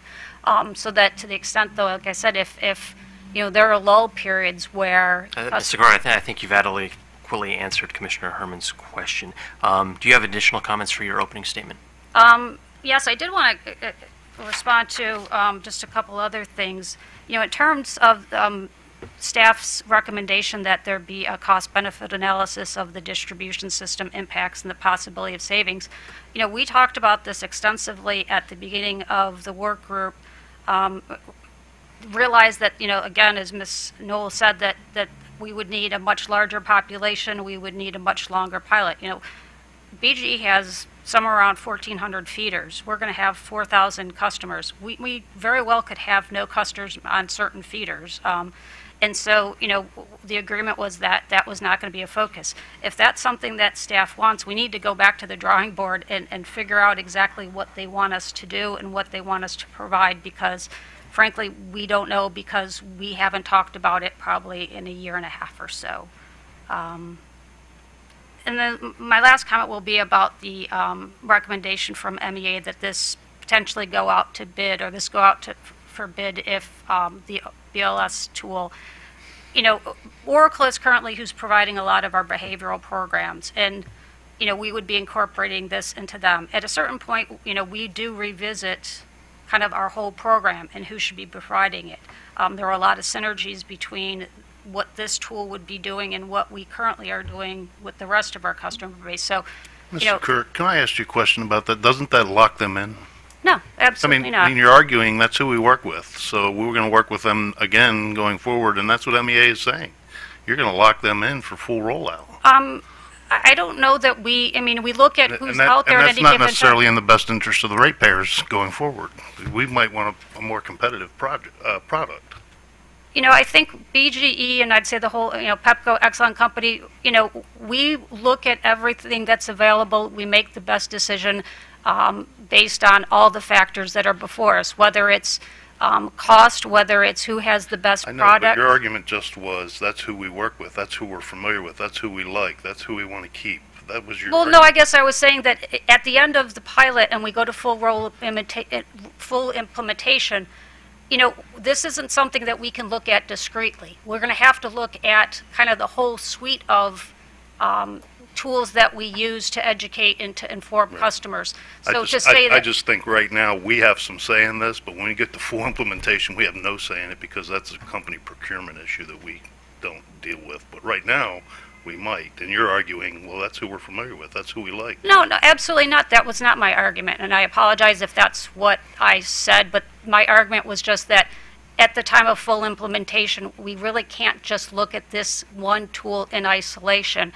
We have to look at our whole suite of tools that we use, because, to have a competitive bid just for this tool alone, when we have a whole bunch of other tools that we're going to be looking at, perhaps other vendors, other situations, we kind of have to figure out what's the best mix of things to look at the same time. Just wanted to say that it may not be the best thing to look at this tool in isolation when it's time for rollout, because there's a bigger picture to look at. And I just didn't want us to get locked into something that may not be in the best interest of customers either. Thank you, Mr. Cord. Did you have one final item? I was trying to count your list, or... No, I think that was it. Okay. I Mr. apologize. Segers, do you have anything to add for PHI? Just very briefly, Mr. Chairman. Good morning, Matt Segers, appearing for Pepco and Delmarva. Just wanted to respond very briefly to the PHI specific comments that were made by staff and OPC in their comments. Concerning staff's concern about the difference in the budgets between the PHI's creative design and program management costs and those of BGE, there's three basic differences. The first of which is our management costs include the online calculator that PHI is planning on making available during recruitment. That is a difference of about $50,000, so that is one big difference. The second is that unlike BGE, PHI does not have an internal marketing department, and therefore we have to rely on our outside vendor for the design of our materials and for program support. And finally, in terms of the marketing materials that we will use for recruitment, PHI is in the process of developing the printed materials that will be provided to customers.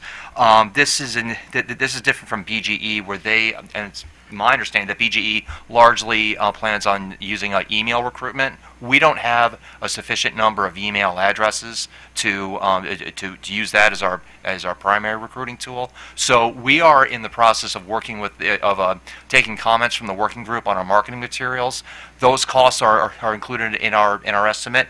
And one final note I would like to make on that is that we are in the process of trying to finalize those marketing materials so we can begin marketing in January. However, since we are working with the working group, there has been a delay in our ability to finalize those materials.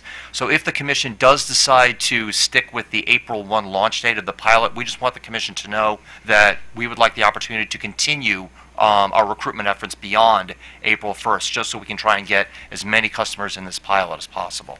And then just real quickly, in response to OPC's comments, the first comment, OPC, is that the utility should track the metrics of the TOU pilot expenses, including the call volumes, answer times, call duration.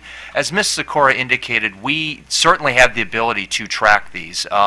Just a few things for the Commission to be aware of is that, as we've discussed, PHI will have separate energy advisors who will be counseling our potential customers on whether or not the pilot would be a good fit for them.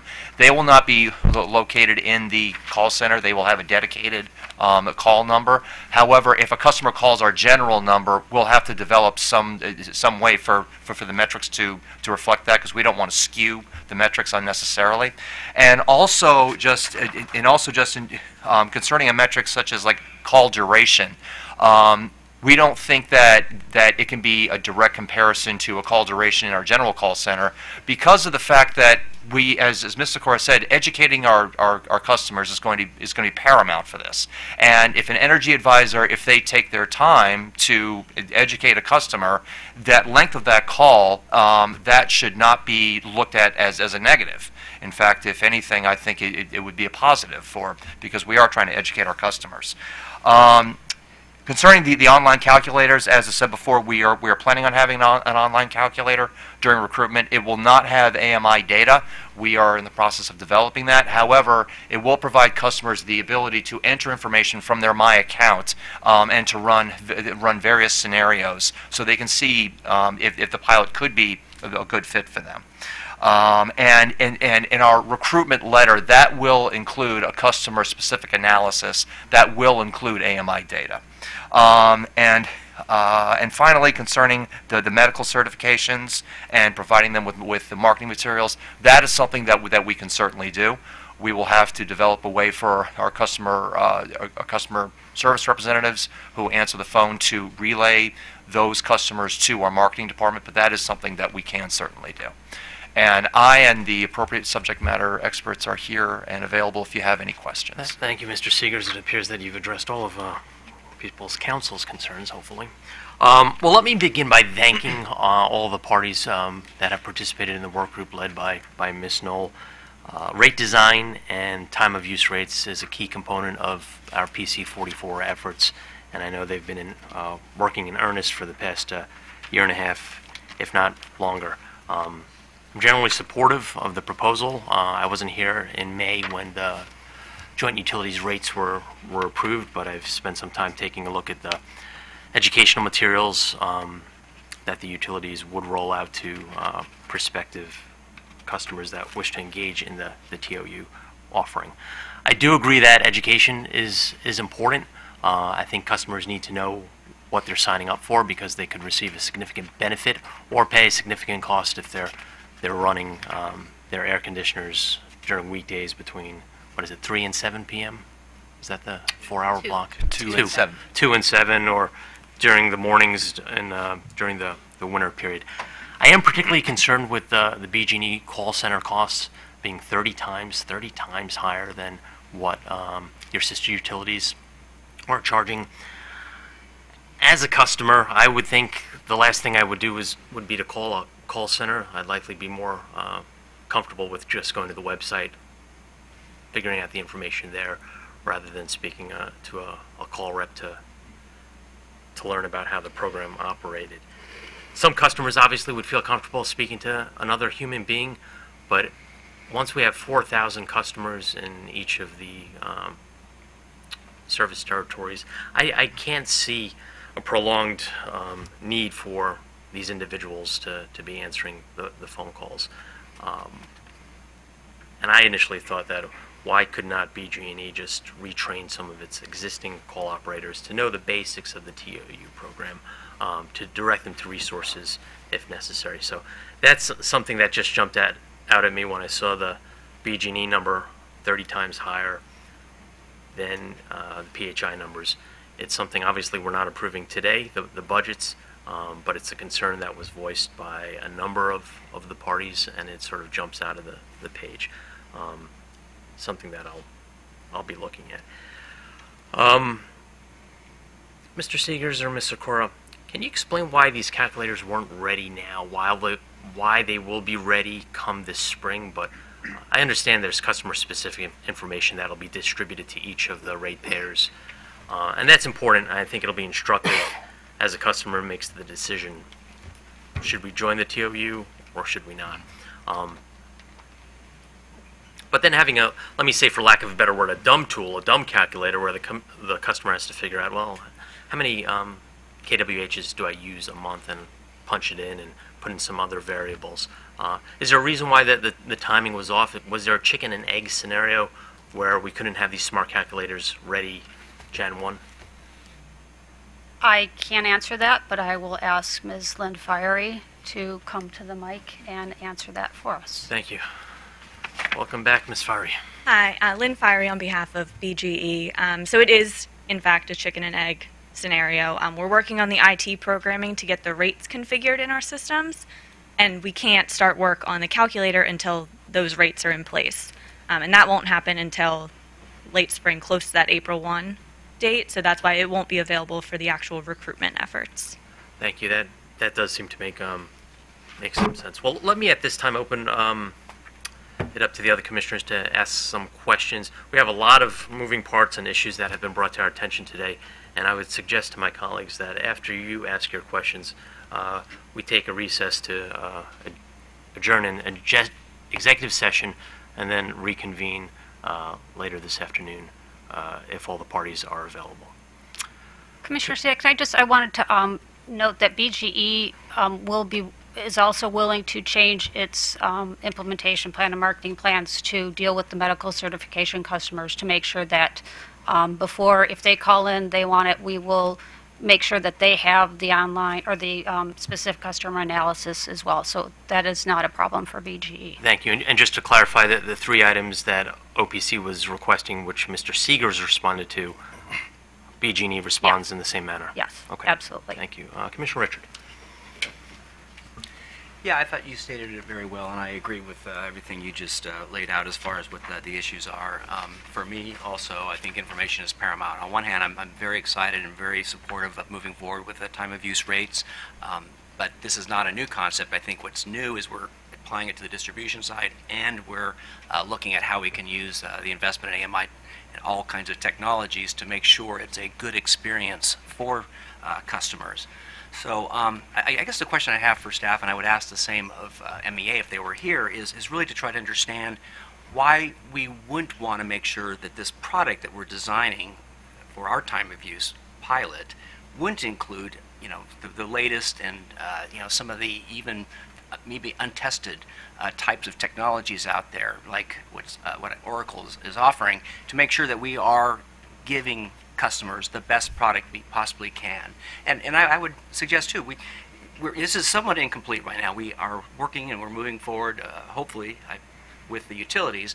I'm still hopeful, though, that we will have the retail suppliers, the competitive suppliers, before us at some point to also provide that type of competition. But going to the concerns of MEA and staff, maybe approach it that way. Why wouldn't we want to make sure that we have the best product that we launch in April?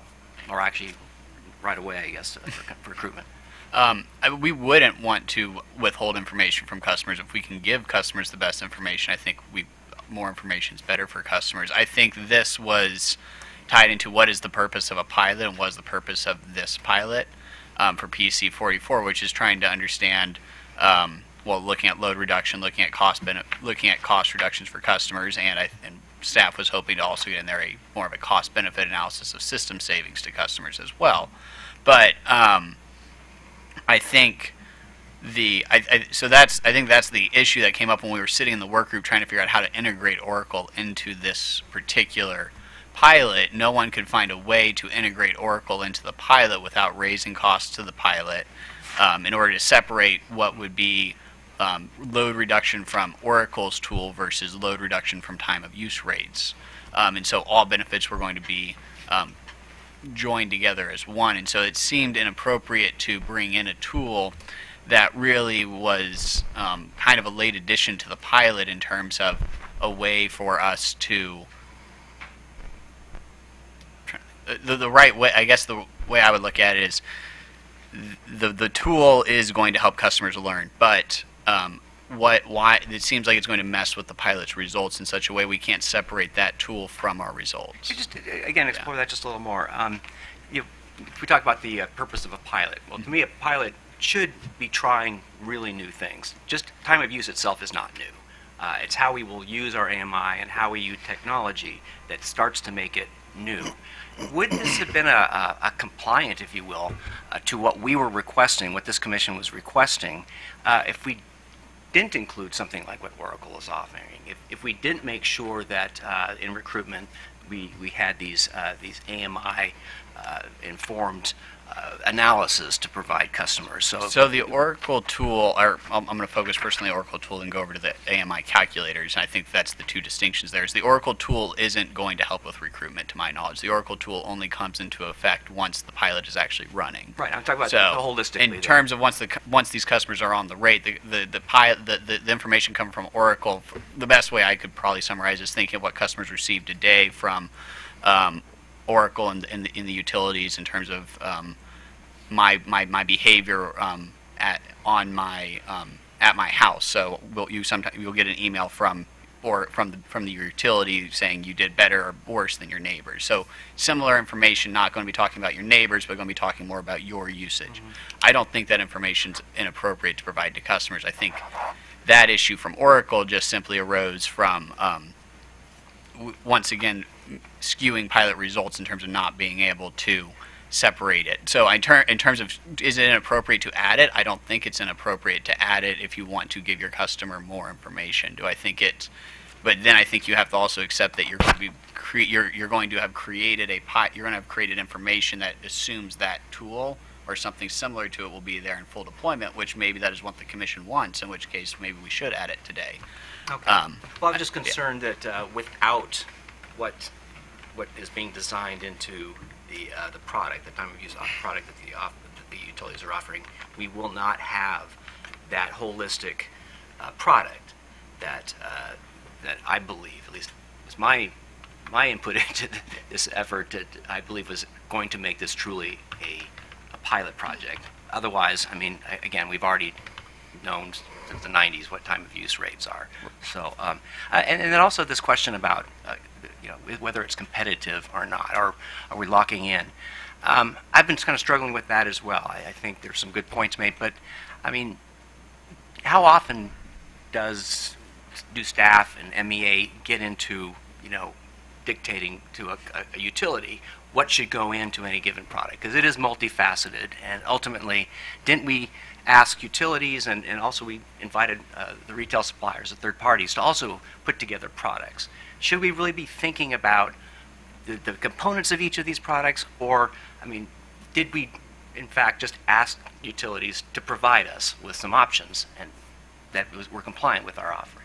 I'm going to turn to Dan Hurley to discuss the, I guess, what happens in Empower, but in terms of general rate design, no, I don't think staff is typically involved with procurement issues. I think where that's usually reviewed for prudency is in rate cases, which is where we're discussing pilot, where the utilities are, where we're proposing basically these costs be recovered and integrated into the rates at a later date. So no, I don't think we're typically involved though with the utilities procurement, but I'm not sure about in other pilot programs. Okay. Dan Hurley on behalf of the Commission staff. So with the Empower programs, we have a 3-year plan that gets filed by each utility, and generally speaking, all parties are able to review those plans and provide comments to the commission. As far as who the utilities choose as their contractors, staff generally does not have an opinion in the Empower process as who the utilities contract with. In other pilot areas, go back to the Peak Rewards pilot back from 2008, staff was not involved. If I recall correctly, the staff was not involved in selecting how the vendor selection went. We were involved in kind of developing metrics and how we were going to analyze and review the results of that pilot for moving forward. Okay, great, thanks. That's what I thought. I just wanted to hear from staff. And then and finally, I guess OPC staff, are you confident now, or do you believe that every participant, have we stipulated every participant in the pilot, even those with medical certifications, will get all the data that they need, all the data that other solicited participants will receive? The detailed bill analysis is what I'm talking about. Or do we need to put more into an order if we go that direction? So let me just clarify. You're asking under the bill analyses that would get sent out the bill to analysis, customers. and we Does that cover discussed it? that at last week's AM as well. Right. It was brought up. So I think if those are given out, yes, I think customers will be informed of their decision. That's a static point in time, which is simply going to go back to the previous 12 months and say, here's your you could have saved, you might not have saved based off of previous usage.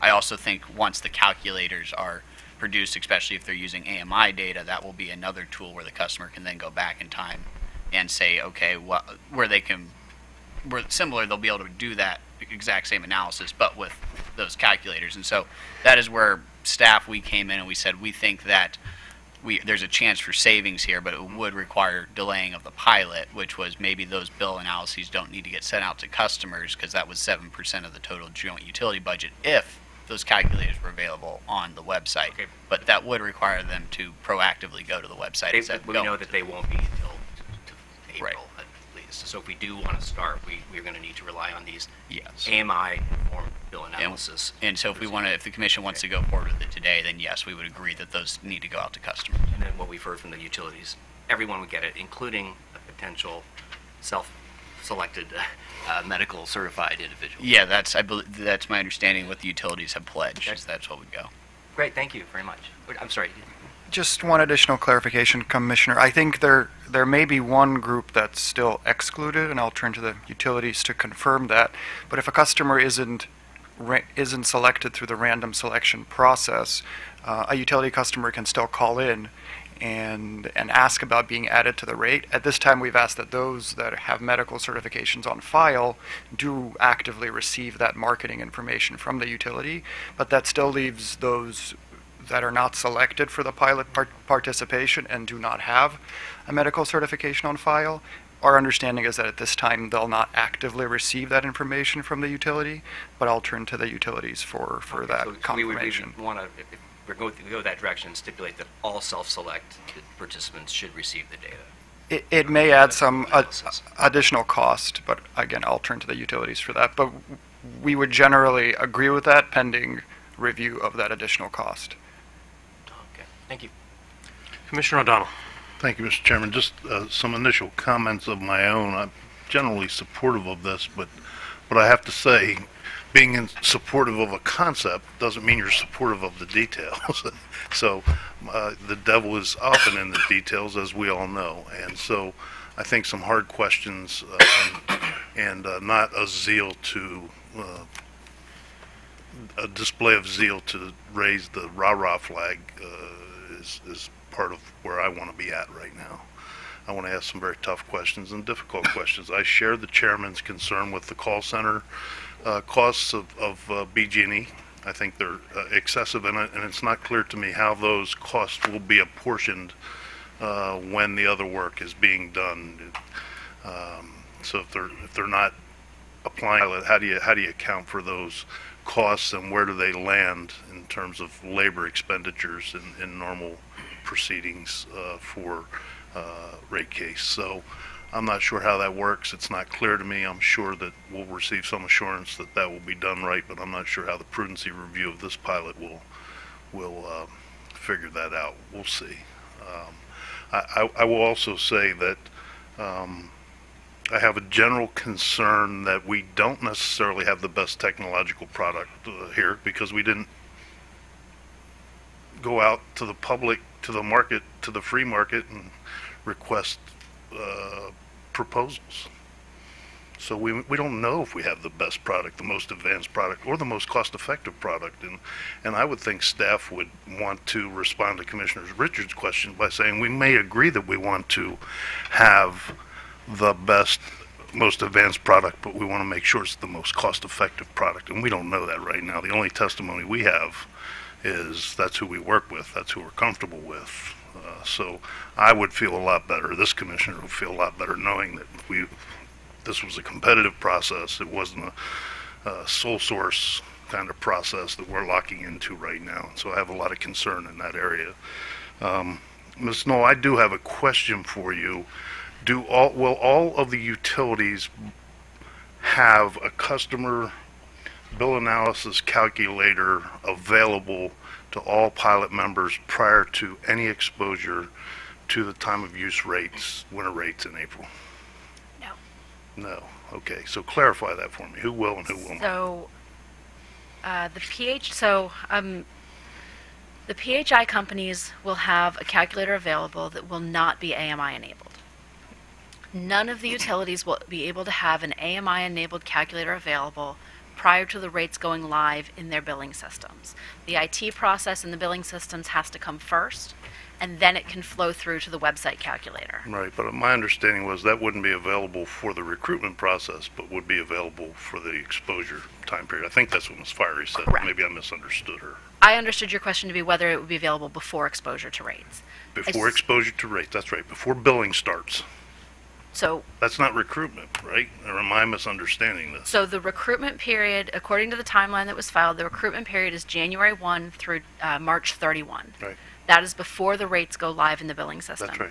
The AMI-enabled calculator will not be available during that period. I understand. That's what I'm asking. Will When it be the rates- available when the rates are When the rates go live April 1st, Yes. that calculator, and I obviously can't guarantee a specific day, but in that approximate time frame, maybe a week ahead, a week behind, I would assume there's some wiggle room there. But approximately when those rates go live, that will be available. Now, the only other wrinkle I will mention is that recruitment is a wild card. The utilities don't know how well recruitment's going to go. They don't know how quickly recruitment's going to go. Brattle has indicated there's a minimum number of customers that need to be available on April 1 to begin the pilot, but the recruitment can continue for some time period past April 1st for us to fill the full 4,000 in the pilot. I get that. But Those my customers- question is this. On April 1st, this says begin rate exposure, the timeline you submitted to us. Yes. Begin rate exposure. Will those calculators be available? On April 1st, yes. Okay, good. I would assume, and again, That's the same question I asked you before, but you said no. they won't be available before April 1st, but they will be available, my understanding is on April 1st, when the rates go live, they will be available When on that people date. start accruing bills Yes. under this pilot, they will have the calculator by all utilities. My That's all I'm understanding is asking. that is the case. Okay, very good, thank you. Do the utilities agree? If I can have a moment to confer with my subject matter experts. For PHI, yes, it will. The AMI calculator will be available on April 1st. BG&E? It'll be like Ms. Knoll said, a week before, a week after. It's sometime in But the, it'll be effectively available. yes. Yeah. Okay, I'm not trying to make this complicated. Well, but I I'm trying guess to the ask a concern is, by that straightforward point, question. the customer is already Well- going to get billed before they'd have the, I mean, at the time that they're... How are they going to get billed if they're not exposed to the rates? I don't get it. Well, but they're going to, if on They're going to be April- recruited, but they're not going to be billed, right? Correct, but if they're going to use the calculator to figure out their potential impact, you know, I'll just stop because I'm not understanding. Yeah. I think you answered Commissioner O'Donnell's question. Yes. I'm getting two different answers here, and I don't know why there's any confusion. I When don't when a believe customer in is the answers. using these time of use rates, will they be able to go online and use a calculator? Yes, Simple. I think Ms. Sikora's concern is that any decision they might make as of April 1 will not prevent them from having been exposed for whatever period before they go in there and call BG and switch It's off. not a trick question. I'm not trying to ask just a trick question. I'm trying to say, will these calculators be available? The answer is yes or no. Yes. Thank you. That's it. I'm done. Commissioner Linton. Thank you, Mr. Chairman. I actually had a couple of questions. One for the utilities.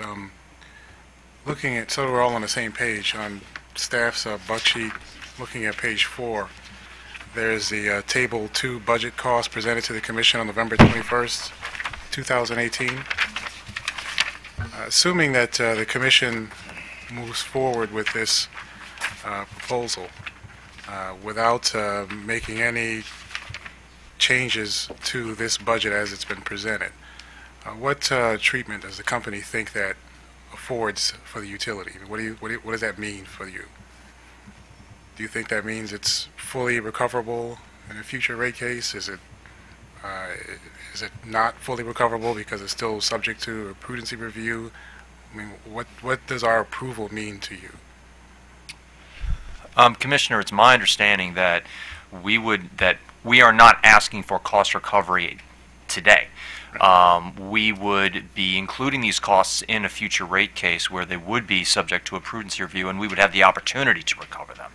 But I don't believe that we are asking the Commission to guarantee that we are recovering these costs. I mean, these costs are, again, they're best estimates, but they are estimates. Is that same for BGE? Absolutely. We are not asking for a determination on prudency at this time. I think with BGE, we were expressing concern that not that staff was looking at our call center costs and saying, BG, you're asking us to determine those now. No, it was just that staff seemed to be suggesting that they didn't seem to believe that we needed to use additional call center reps at all. And I think that was where the concern lied, that there was a predetermination on staff's part that these costs were not prudent, and that they were kind of making that decision now as opposed to waiting until later. I think that was just our concern, that we did want the prudency decision to be made later and not now, as we believe that staff might be doing. Okay, so this is just giving us a, for lack of a better word, a ballpark as to what we should expect. But so if we see numbers similar to this during a rate case, it shouldn't come as a surprise to us, but based upon what you've done so far in terms of the estimates that you put together. Correct, Your Honor. Okay. Correct, Your Honor. Okay, thank you. My second question had to do with the EM&V regarding customers who have requested or filled out a medical certification with a utility company. The last time we talked about this, the approach was at the time was that customers who had medical certifications wouldn't participate in the program. But as we know, anybody can sign up and request a medical certification at any time. So has there been any discussion, or is there any thought to what happens to a customer that is enrolled into the program, but maybe, I don't know, a year from now, 6 months after they've enrolled, they then receive or need a medical certification? What do we do with the data? What's the thinking at that point? Are they kicked out of the program? Are they allowed to stay? That's generally my question. I can answer that. The customer would stay on the TOU rates. They would, though, for the EM&V analysis, be removed. Brattle says that it's just common to do that because of concerns about how their data might skew the results. But frankly, they, given the numbers that we have and that we're not going to be recruiting these, they're not concerned that that would cause a problem with the overall result. So they will actually, absolutely from the customer's point of view, it would be seamless. They would have no knowledge that anything was happening. If they sign up for TOU rates or being billed on them, and at some point during the course of the pilot they got a medical certificate, it would mean nothing to them. They would continue on the pilot, as if nothing happened, or as if they never filed the certificate. It would just be behind the scenes. Their data would not be included in the analysis. But again, given the numbers that, we have in terms of the medical certificate customers, the fact that we're not actively recruiting to them, we just don't see that, it's not going to cause a problem where the data is, we're not going to have enough data to analyze. Okay. All right. Thank you. Thank you, Mr. Chairman. Thank you. Commissioner Herman. Very briefly, Ms. Sikora, when you say you're going to track the costs, are you saying of the call center? Yeah. Are you saying that when these new call center reps are working on time at somebody with time of use, they're going to specifically note how much time in their day they spent on time of use and how much time they did not? Yes. Okay, just wanted to make sure so that we can actually get a accurate. Yes, account. yes, and that's why we are, expecting that the number we ultimately have for that would be lower, because, we believe there will be downtimes, and those reps will be able to be repurposed for other call center purposes. Okay, thank you very much. Thank you, Commissioner Herman. To the parties, I suggested that we recess, but perhaps the Commission will take this under advisement. I understand that the utilities need a response in short order. When do you need a response from the Commission? Or Ms. Knoll, if you know the answer, but I'll start with the utilities. Well, Your Honor, considering the fact that we are supposed to start recruitment January 1, under the current timeline, and a pilot start date of April 1, as soon as possible, especially on the decision of whether or not the start date of the pilot, if that's going to be delayed. Thank you. Ms. Knoll, do you have anything to add? I would add that I didn't know if there was any particular triggers in the month of December that we needed to be mindful of. Yeah, Oracle has indicated that they need a certain amount of time in order to have the product ready for April 1, and they had indicated December 15th is that time frame for them. I imagine it's not a deal breaker if we go past December 15th, but I will say that the recruitment materials are circulating. We're getting ready. So if the Commission does want us to delay, or if the Commission does not want the customer-specific billing materials going out beginning January 1, that's something that I believe the parties would need to know immediately. Or if we decide not to include Oracle in the pilot, then it doesn't matter, right? Correct. Right, thank you. Thank you. Well, but we will still need the input on the customer-specific bill analysis for recruitment. I just wanted to make sure that Oracle's proposal wasn't the tail wagging the dog. No, there's a whole variety of things that are relatively urgent at this stage. Okay. Your Honor, I'd just like to add, it would be good to know about Oracle for recruitment, because, again, in our materials, we'd like to be able to say that you'd be getting these tools or not getting these tools. No, I recognize that there's a lot of decisions that need to be made, so the utilities can go forth and make their own decisions and get this ready if we go forward on Jan 1. Excuse me, Mr. Chairman. Yes. Just one extra quick question for Ms. Knoll. Can you tell us, or do you know if our EM&V process is reliant on Oracle's participation in the program? No, the EM&V was designed before Oracle had been part of the discussion. So whatever we do with Oracle, we would simply layer into the existing EM&V. So the EM&V plan, I think, is an evolving item as the pilot develops, but it is not dependent on Oracle, and it would not be compromised by Oracle. Okay. Thank you. Thank you, Mr. Chairman. Okay. Thank you, Commissioner. So the Commission will take this matter under advisement, recognizing that the time constraints that we're operating under, and we will issue a written determination in short order. Any other matters? Yes, Mr. Chairman, if I might. Please. Mr. Chairman, I recognize that we have Mr. Gahagan in the room today, and this might very well be the last day that we actually see Mr. Gahagan in the hearing room. And I'd like to just note that Mr. Gahagan worked for the state as a hearing examiner, for the Commission as a hearing examiner, and as the executive secretary. I know that he has spent his last number of years as general counsel at BGE. And I, for one, would like to thank Dan for his service to the state, and for his sharing his knowledge and expertise and just general good cheer with the whole regulatory community. Dan, I just wanted to say you'll be missed, and I hope you enjoy your retirement.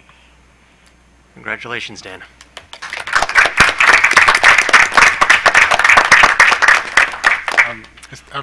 Mr. Chairman, I'm sorry. No, please, Commissioner As Lindsay. a former employee and counsel under Mr. Gahagan, I also would express my thanks and appreciation. To this day, I still don't write the word clearly in a brief or document that I may write. So I very much so appreciated the time working with you, and I welcome you, thank you rather, for your time, and congratulate you on your retirement. Well, just to be clear, the commission is taking this last item under advisement. I don't know if I need to make a motion for that. No motion necessary. Thank you to everybody in attendance today. This meeting is adjourned. Thank you. Thank you.